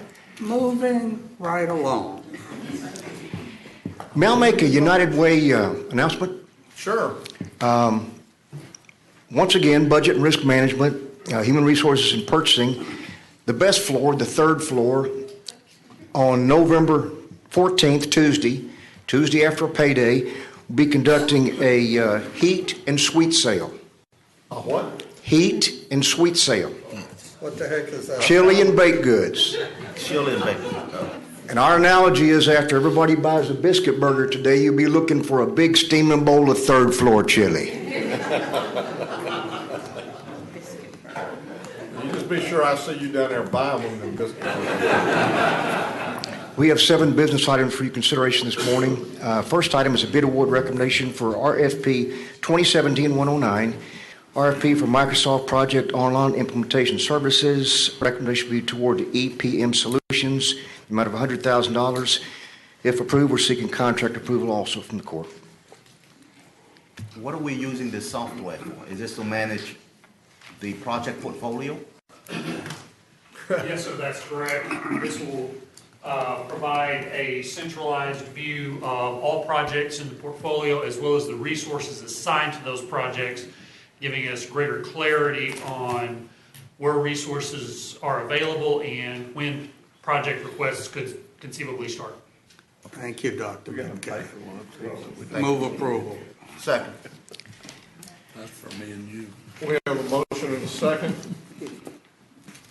Any further discussion? Please vote. Motion passes unanimously. So that's y'all's contribution to the, we're going somewhere else. Biscuit burger. Biscuit burger. Item number 2, a bid award recommendation for bid 2017-167, signing a contract for truck and bus repairs. Recommendation be toward a per enterprise basis, awarding to the 4 primary vendors as shown in your court communication. Move approval. Second. We have a motion and a second. Any discussion? Please vote. Motion passes unanimously. Item number 3, another bid award recommendation for bid 2017-168. Subbid for the medical examiner's teaching morgue remodel project. Recommendation be toward the low bidder, SBD Contracting Services, amount of $399,598. Again, if approved, we're seeking contract approval as well as acceptance of the payment and performance bond. Move approval. Second. We have a motion and a second. Any discussion? Please vote. Motion passes unanimously. Item number 4, another bid award recommendation for bid 2017-172, signing a contract for fuel site repairs and services. Recommendation be toward a per enterprise basis and a discount from the price list, according to the 3 primary vendors as shown in your court communique. Move approval. Second. We have a motion and a second. Any discussion?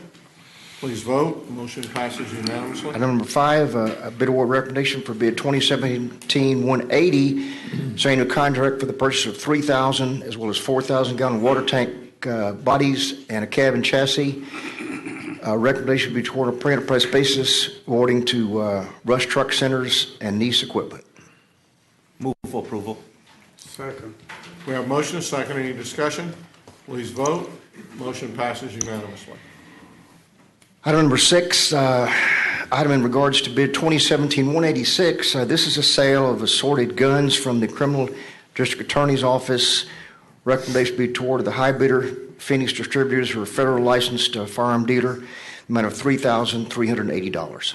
Move approval. Second. We have a motion and a second. Any discussion? Please vote. Motion passes unanimously. Last item, number 7, item in regards to bid 2017-162. This was a bid for annual contract for graphic and photographic supplies. We are recommending rejection of all bids and rebidding with revised specifications. Move approval. Second. Have a motion and a second. Any discussion? Please vote. Motion passes unanimously. Thank you. Thank you, sir.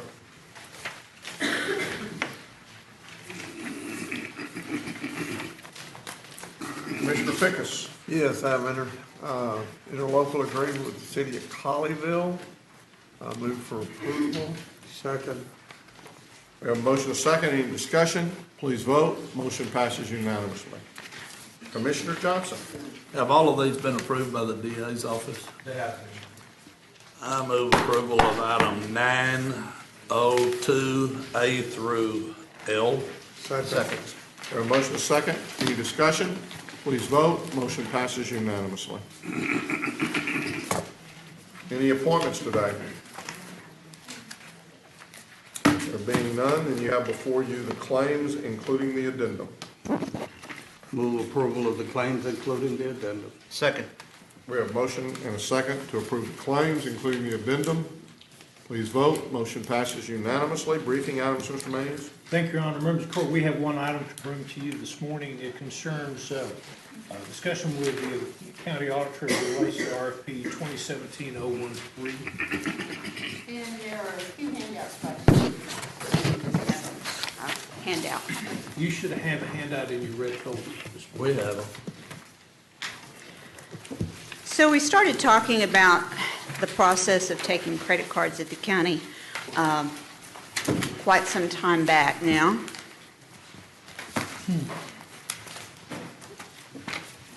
So we started in November of 2015, and here we are now in almost the end of 2017. And we're nearing the end of the process. And so the court will be asked in the next few weeks to consider making an award to some vendors for contracts for providing credit card processing services for the county.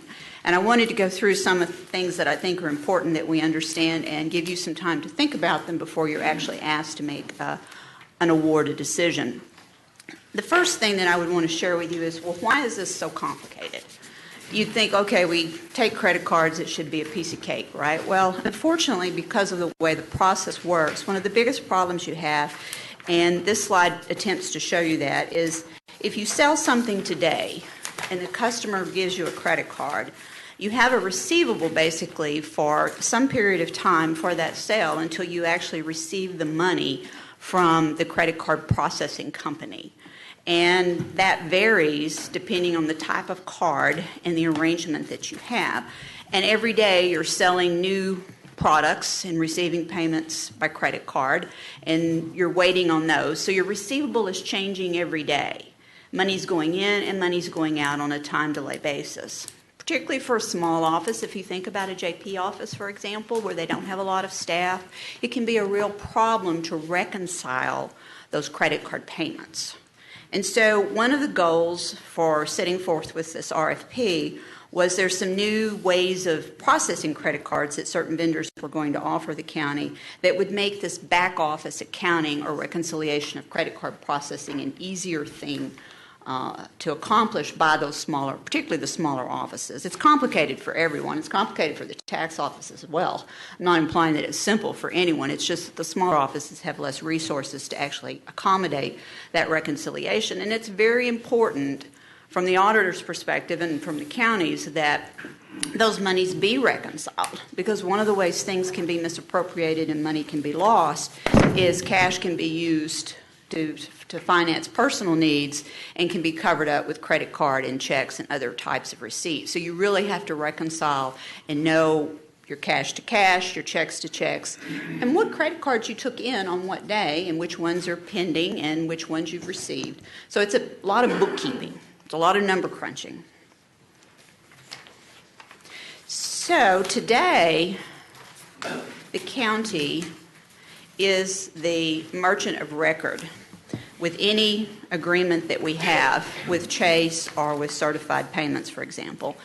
And this is a simple slide if you look at it, and really all it says is that the customer presents their card, we're the merchant, we contract with a payment processor, whether that be Payment Tech, which is owned by Chase, or Certified Payments, primarily who we have today, are one of the vendors that's proposed to do our business. And that settles either backward directly to Chase or through the Federal Reserve to our bank at Chase, to the depository. And so the money goes from pretty much the customer's bank directly into the county's bank, either via the Federal Reserve or through a Chase entity.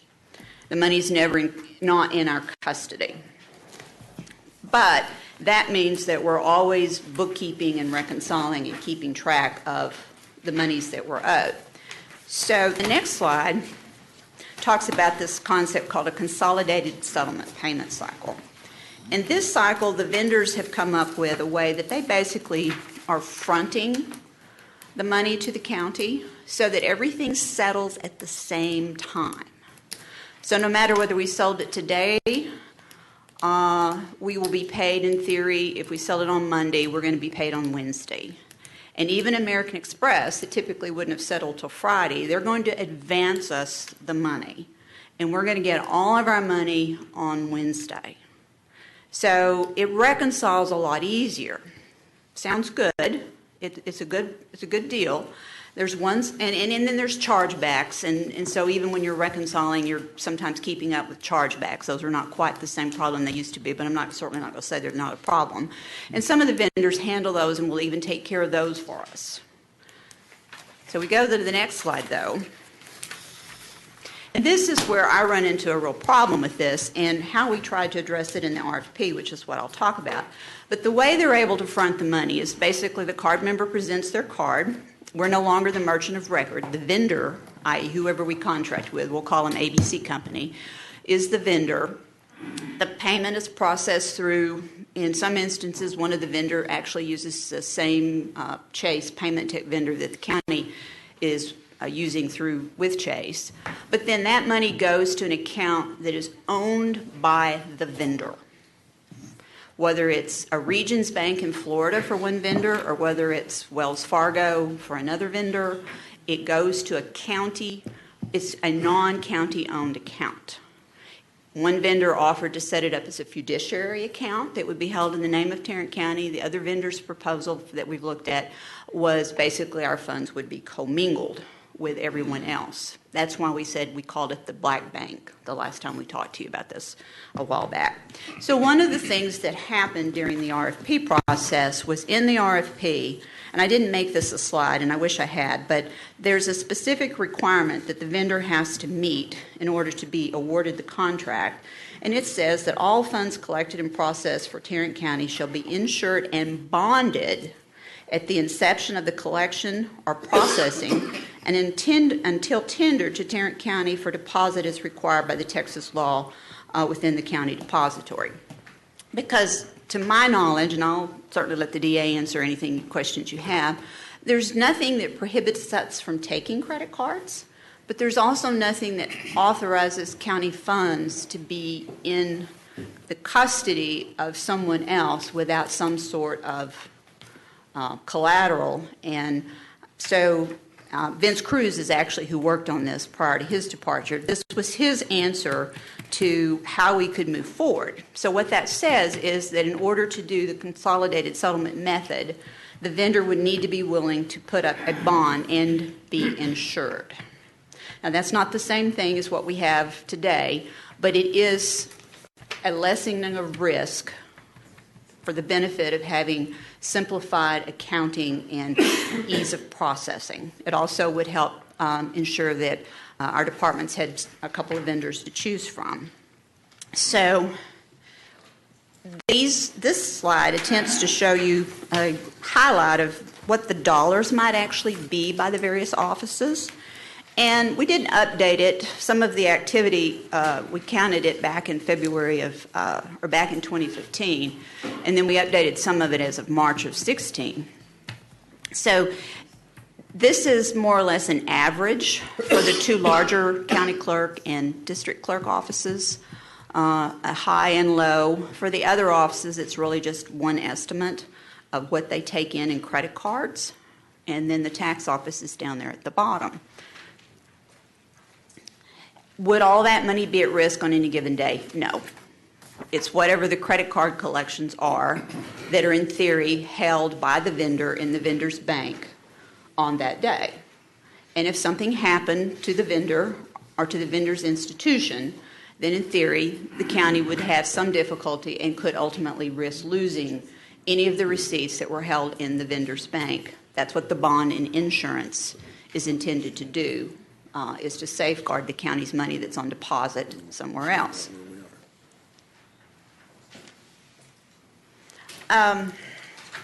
They don't have to be, this merchant service provider does not have to be a bank. And to my knowledge, other than Chase, who is one of the proposers but not one of the higher ranking proposers at this time, they do not have to be a financial institution. They're acting basically as an underwriter, but they're not a financial institution.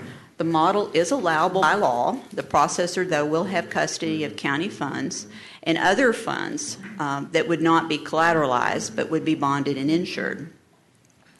The other option that the departments were given when we set out with this RFP was an option to stay with their current provider.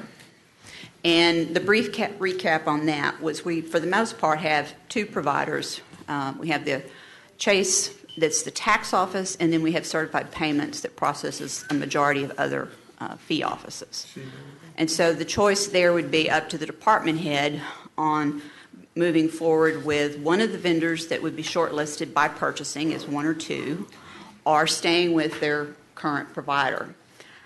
Various fee offices have different ideas about what their interests are, and purchasing has actually not shortlisted yet vendors number 1 and 2, because one of the vendors that was in one of those slots in their initial response didn't agree to the insurance and bonding. They didn't say they wouldn't, but they didn't say they would. One of the vendors acknowledged that yes, they would be insured and bonded, but that would be part of the negotiations I assume that purchasing would conduct with those vendors. Are you at liberty to tell us who those vendors are? I don't know, purchasing, can I tell them? No. Purchasing says no. Now, wait a minute. If purchasing didn't answer the question, the district clerk did. So No, I looked at purchasing. I looked at purchasing, I didn't look at the district clerk. Is the purchasing department at liberty to tell us who those two vendors are? It would follow the process. It would what? Follow the process.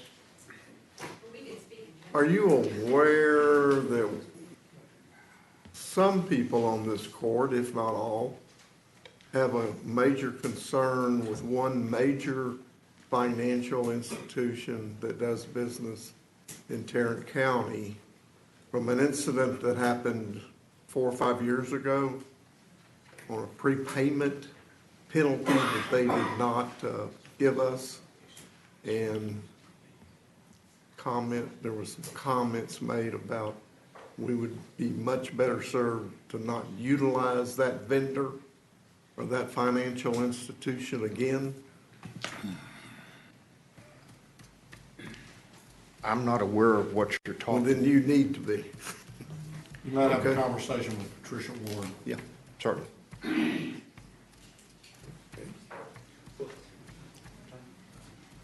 So go ahead with your presentation. The last, I'm sorry, go ahead. Why should this not be a county-level decision rather than a fee office by fee office decision? Well, my answer to that, sir, the reason I'm standing here today is, from my perspective, it is a commissioner's court decision because you ultimately will have to decide which contracts to award and which vendors to award those contracts to. However, one size doesn't fit all. From the public health department to the tax office, the needs and the requirements of those departments are very different. And I think, I personally, I'll speak for myself, am very concerned that if we didn't allow departments an option, that we have tried to make one size fit all. And for the larger departments, particularly the tax office that collects a lot of money for a lot of different entities, the consolidated method to me is unacceptable. I'll be on record as saying that to this court, that I would be very opposed to the court entering into the consolidated method, even with insurance and a bond for the tax office because of the size of that office. For all of the other fee offices, I believe that that's a decision between the elected officials of those offices and this commissioner's court, and whether or not that's a risk that you're willing to look at and the cost benefit of that risk. My personal opinion that I was going to state in what I believe to be a legal opinion is that the fee office is still liable for those funds, because the only thing that removes a fee officer's liability for those funds is a deposit warrant issued by the treasurer, i.e. the depository receipt of those funds. And so until they're actually in the depository, therefore the bond and the insurance is what's necessary to safeguard those funds. But I'm not opposed to the court and those fee offices considering using the consolidated method and awarding those contracts to whoever is shortlisted as being the preferred vendor. If that answers your question. It answers my question, but it occasions another. I would like to know some of the various reasons that one fee office might be a fit, might have different needs. Well, size and the volume of processing is one of the main things. Public health, for example, as you just talked about, is needing a vendor that is a good interface for Clinical Works, their medical record system. Their provider that they pick needs to be someone that is certified in Clinical Works interfaces with. Maybe they all do, maybe they don't. Again, the tax office has unique needs. The district clerk has their own ideas. The county clerk has their own ideas. I'm not here today to speak for each of the fee offices because that's not my place. They can all share with you what their thoughts are. I can give you a high level of what I understand what their thoughts are. They're back there, they would like to So speak. maybe they'd like to come up and share that with you. I want to ask one question before that happens, and I want to see if I heard what you asked or he asked, and I want to make sure I understand the approach or the response. What I think I heard you say is from the time that one fee office collects the money, it is not out of their realm of liability until it is deposited. You mentioned treasurer, we don't have it, so it's you. So basically from the time they collect it until the time that it is deposited in your office and insured and bonded, it's the liability of the department head or elected official, and it's their liability. That liability is basically something that we may be insured by a bond. Yes. Or not, but if it's the or not, then the elected official, at least the elected official, is responsible for that money and any loss thereof. That is my understanding. That's what the statutes. It can only be at that point in time relinquished or can be forgiven by the commissioner's court, right, depending upon the circumstances in that particular instance. Right. I'll give you, is that correct? I agree, Judge. And the only thing that's different is if we think for a moment about the armored car service, not to go off into that discussion, but just to reference them. When an armored car truck picks up money at a sub-courthouse from a fee office, the armored car service is bonded. And they take that money to the depository, and they deposit it, so therefore it's going into the depository. In the few instances in my time here where there's been a discrepancy between the fee office, the armored car, and the bank, it's actually been the bank that's made up the minor discrepancy. But the armored car service is bonded, just like we would be talking about these vendors could be bonded. But if the armored car, or if this black bank, the vendor's bank, if that bond for any reason was not sufficient to cover whatever monies were lost, then yes, the various fee offices would be personally liable for that money because it would not have been receipted in by the treasurer and in the depository. Now, if we're the merchant of record, there's no change. But being merchant of the record does not provide some of the accounting and some of the reasons that we even set out to do this. Because quite honestly, the reason we set out to do this was various fee offices were unhappy with the selection and what their choices were, rightfully so, and they were interested in the consolidated method because it makes their back office work much, much easier. And again, I'll speak, the JP isn't even here today, but I'll speak in favor of the JP. It would be a great benefit for a small office like the JP office. Mr. Wright? Thank you. I'll try and be brief. First, I want to congratulate the purchasing department and Chris Likes in particular for the process. It really was, I'm not sure how he did it. It was like herding cats, but I appreciate the process that they went through. We're going to stay with Chase, and the reason is this. At the very outset, I told my people I want to be part of this process. I want to be open-minded, but there were two absolutes. One is the result had to be what was in best for the people we serve. And that's not just taxpayers. That's not just, people that come through the door, pay taxes or do their motor vehicle work. People we serve is also the taxing units that we collect for. And the state, both the Comptroller's Office and the Department of Motor Vehicles. The second was, there can never be a time when we don't control that money, when we don't have custody of that money. There can never be a time when I, as tax assessor collector, am not in custody of the money. Because the money we're collecting, particularly, in both property tax and motor vehicle, that's not, you only get a little bit of that. We have $3.5 billion that come through my office every year. A great deal of that, as you saw from the chart before, is credit card transactions. And you cannot relieve me of the statutory liability I have. You just can't. And there are some other factors. For example, there's going to be issues with any credit card processor. We've had issues with J.P. Morgan, but the local customer service from Chase is absolutely spectacular. And I could not ask or expect for anything more than that. And quite frankly, I like having the depository bank being our processor because of the large amount of money that we deal with. We're not moving paper, we're moving money. And there's never a time when I'm relieved of the liability that goes with that.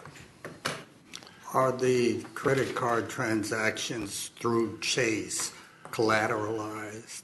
They put up collateral for our other deposits. Yeah. Are the credit card? Yeah, they are, and there had been some issues in the past over some very large tax payments, but that's all been resolved. Thank you, Ron. Okay. I get it.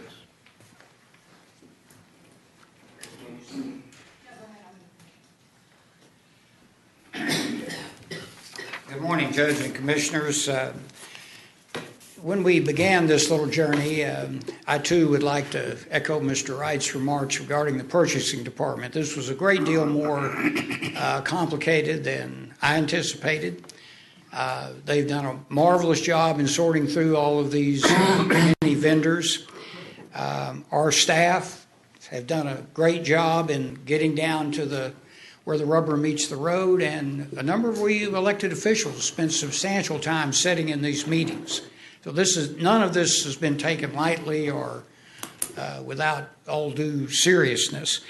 But I would like to ask the court to consider the fact that we were all told that we could keep our existing vendor. We were told in this courtroom all the way through that we could keep our existing vendor if we didn't find anything else that worked better. Now, I've got more than 5,000 accounts where they're paying monthly, pay plans. situated mostly in the criminal section and the family section. Many of them are paid by credit card, and we have to have this add-on because, of course, we have to deliver all the money to the state and the county as required by law. We can't eat the credit card 3% or whatever. It's a very unwieldy thing for our customers. It requires a lot of training, marketing to them to get them to learn the process. But without getting into all those details, it would be a big marketing job to change 5,000 payment plans over to a new plan. Also, I personally am not interested in taking on any more liability than what I have, and I wouldn't want that for the county, and I certainly don't want it for me. So that is a big issue, because what are we getting for it to take on more liability? I don't see anything. Maybe a little more computer functionality, but that isn't worth the liability of many millions of dollars. The benefit to the county taxpayer is almost nil on this. Essentially, even the users, if they have to pay, I think I don't even want to talk about individual stuff. We've been cautioned so much not to get into details, but right now, the minimum charge is $1. And even if it were 50 cents, that ain't going to make much difference to the user if they really want to use a credit card. So I'm not seeing a lot. Yeah, the top end might have a little lower percentage, but most of ours are not $1,000 payments like the tax department and whatnot. So I would simply like to ask you to keep the option of each department making that decision. If I had to pick today, I would like to stay with what I've got. They do a reasonably good job for me. If they're not, my accounting manager and my operations manager have a little discussion with them, and it gets fixed. All the money goes into the county depository, no question. We're just talking about the service fee that the money comes through if somebody wants to use a credit card. So I ask you to keep that in mind and retain that option, the local option, if you will, that if we don't see any substantial benefit to the county or the taxpayer, that we are allowed to stay with our existing situation. Thank you.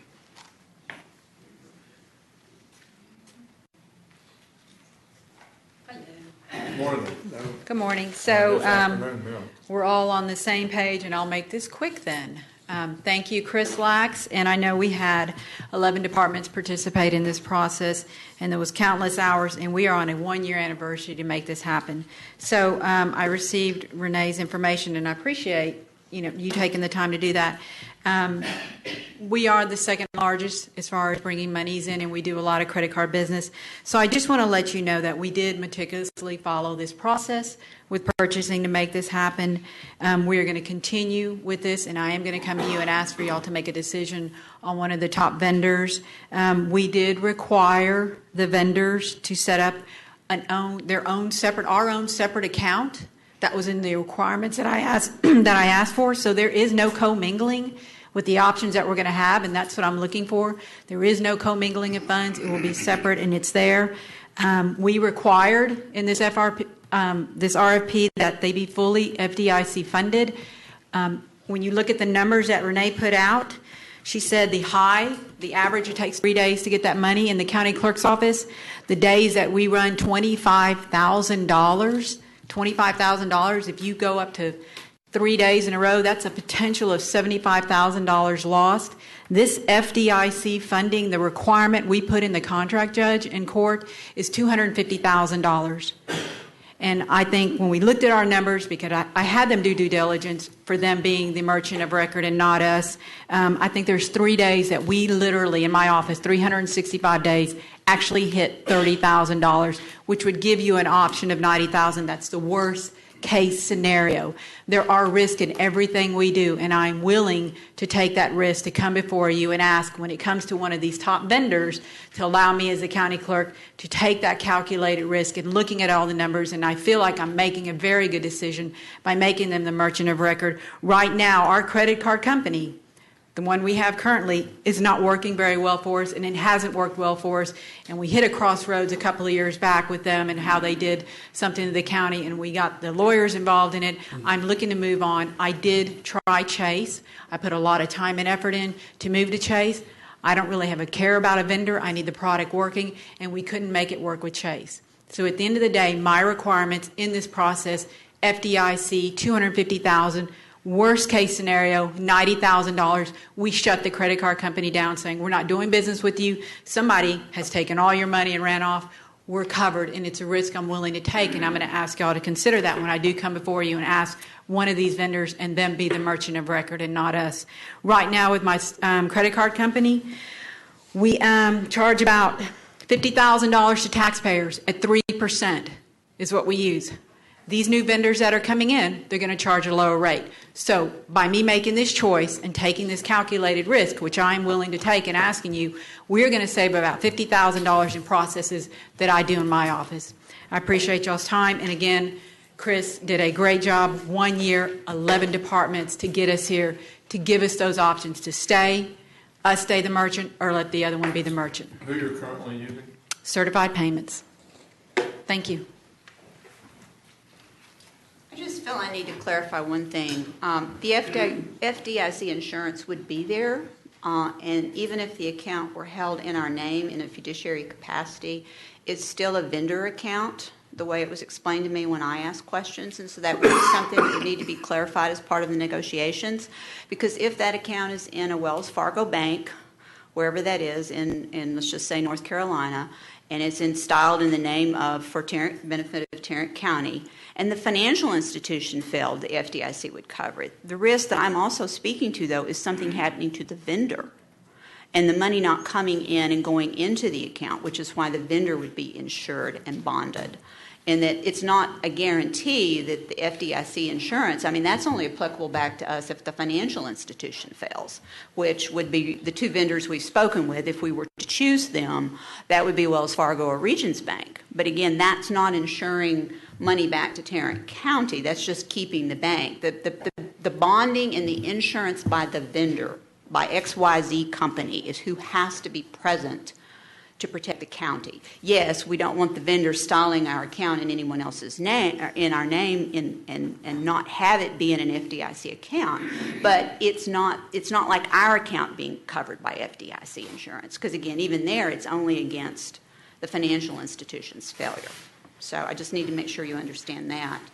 And the last thing I didn't answer when you asked me the difference, the money that Ron spoke about that he collects, for example, not to diminish any of the other offices, but those monies, be it motor vehicle and or property tax, are unique, not only because he collects for all the other entities, but because if we don't send the money to the state for the motor vehicle, the people don't get their titles. We experienced that, unfortunately, years ago. And the property taxes, the fact that the customer paid wouldn't allow us to not take that liability off the books for the customer paying their property taxes. Whereas most of the other fee offices, if you look at what they're collecting fees and fines that by and large are us or another governmental entity. So if we don't have the money to send to the state of Texas for court cost, the state of Texas is going to want that money, but nothing happens to the person who paid the money. If I get a birth certificate at the county clerk's office and I don't have the money to send to wherever we send money for any sort of vital records, no one takes back the vital records. Nothing happens. The county then is responsible to the entity that the money should have gone to, but the tax office has more exposure, as Ron said, to all of the other various taxing entities that we collect for and a more open face to the public. And so I just wanted to make sure that, to me, that's why the risk there is unique. So I realize this is a complicated issue. I realize that it's a difficult decision. That's why I wanted to talk about it today and make sure that everybody had a chance to ask questions, and we can follow up as need be before you're actually asked to make a decision and make an award. Do we know of a case here in the county or throughout the nation in which a credit card vendor encountered bankruptcy that resulted in the loss of revenue or money for one of its customers? Has there been a case study in the past that we know of? There were some issues with one of the vendors that we're not looking at that occurred in another county. I haven't read that case in quite a while, the article associated with that. I will acknowledge to you that I think the risk is small, but again, there is a risk.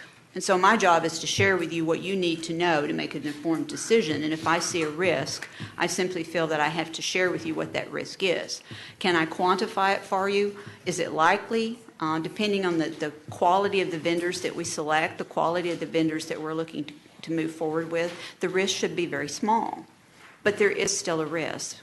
And therefore, it is something that ultimately, if the money were missing, you as the governing body would be responsible for making that decision with the elected official on how to make those funds up.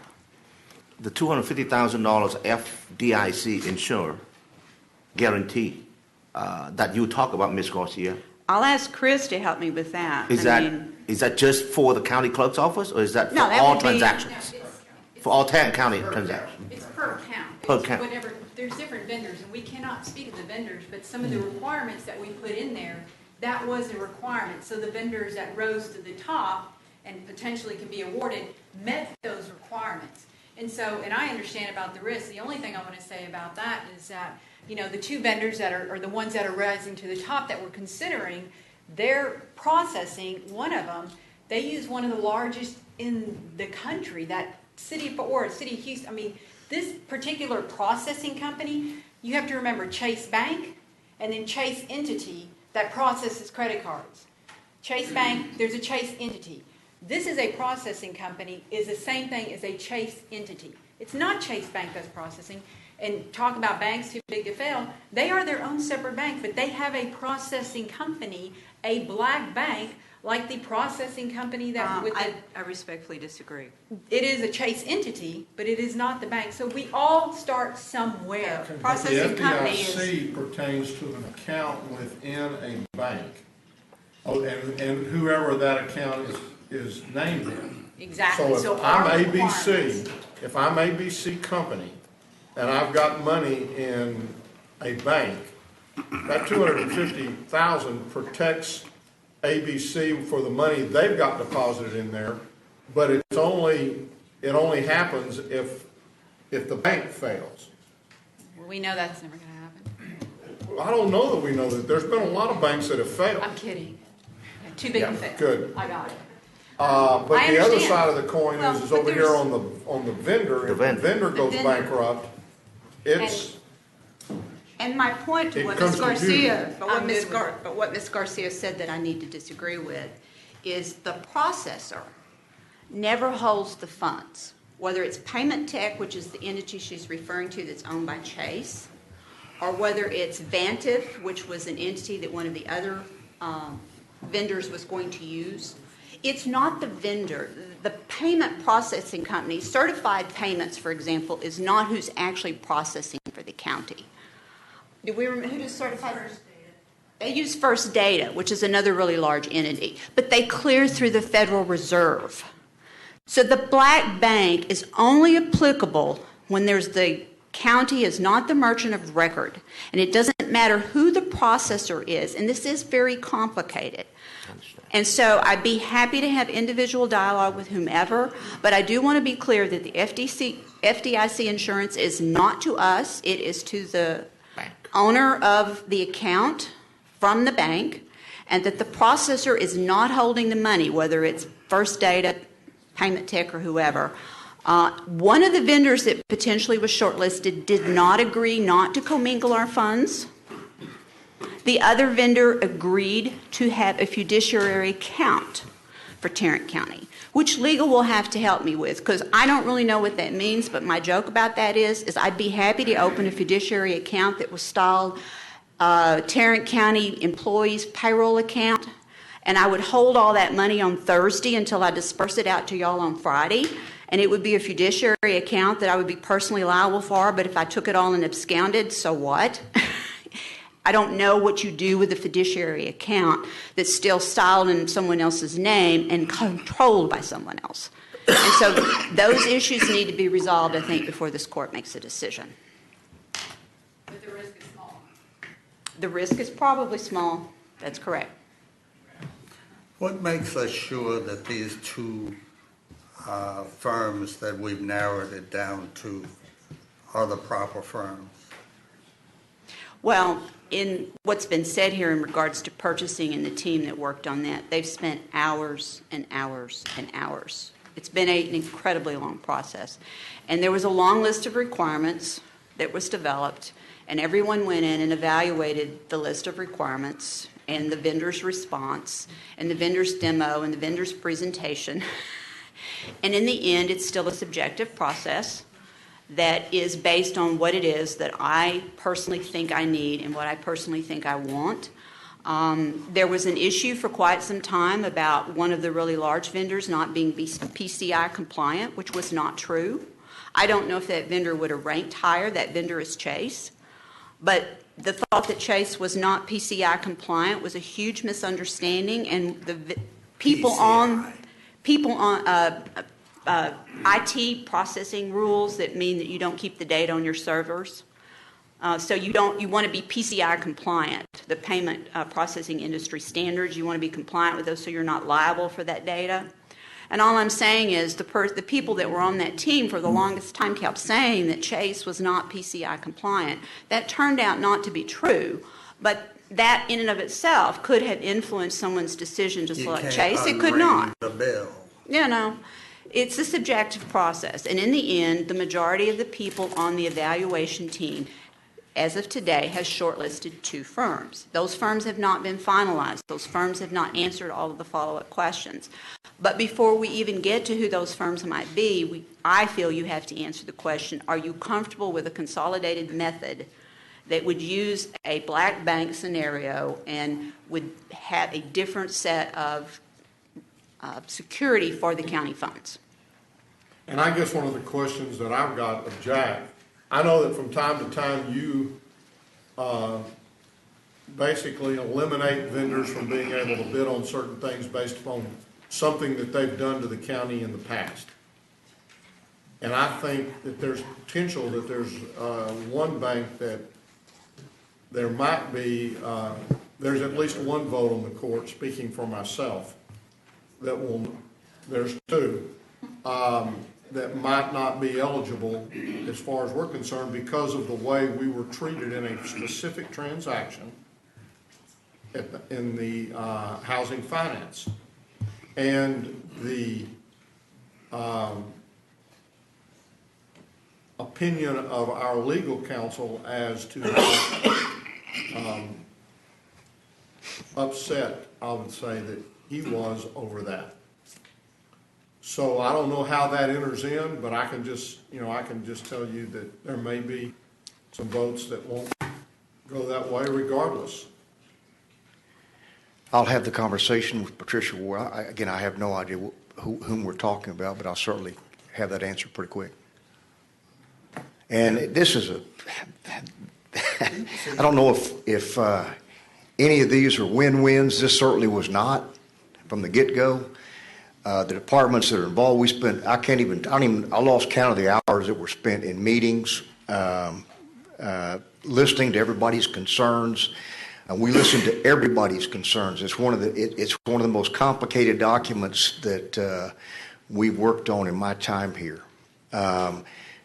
We tried to think of everything that needed to happen, listen to everybody's concerns, be as fair as possible, let people stay with who they currently utilize. But I can also tell you, I remember when we didn't take many, if any, credit card payments, and it morphed into what it is now.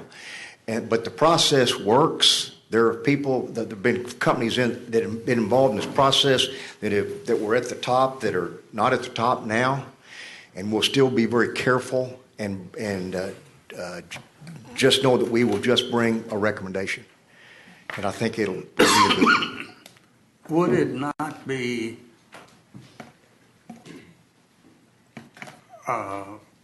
workable for some of these smaller fee offices that are having such difficulty accounting for the daily ins and outs of this thing, for us to do it centrally someplace, maybe in the auditor's office?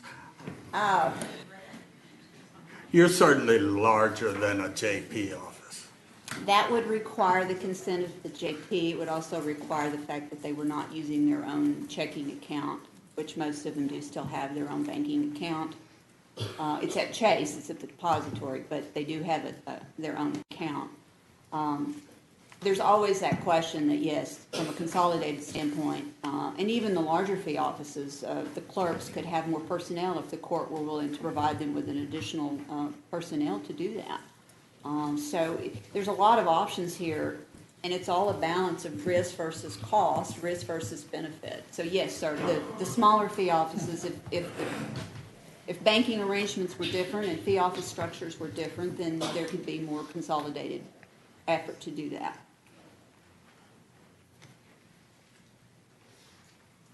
You just thought the hard part was over with. Thank you. Thank you. Been good talking with you. Troy. Your Honor, that's all we have at this time. Be short. And we will We still have hamburger cooking. recess our open meeting and proceed to close to discuss items of section. In God we trust. Cash only. And only so.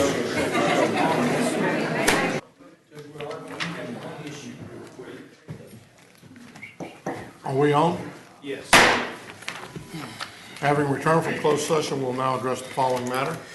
Your Honor, we can go to item B2 under the auditor's section.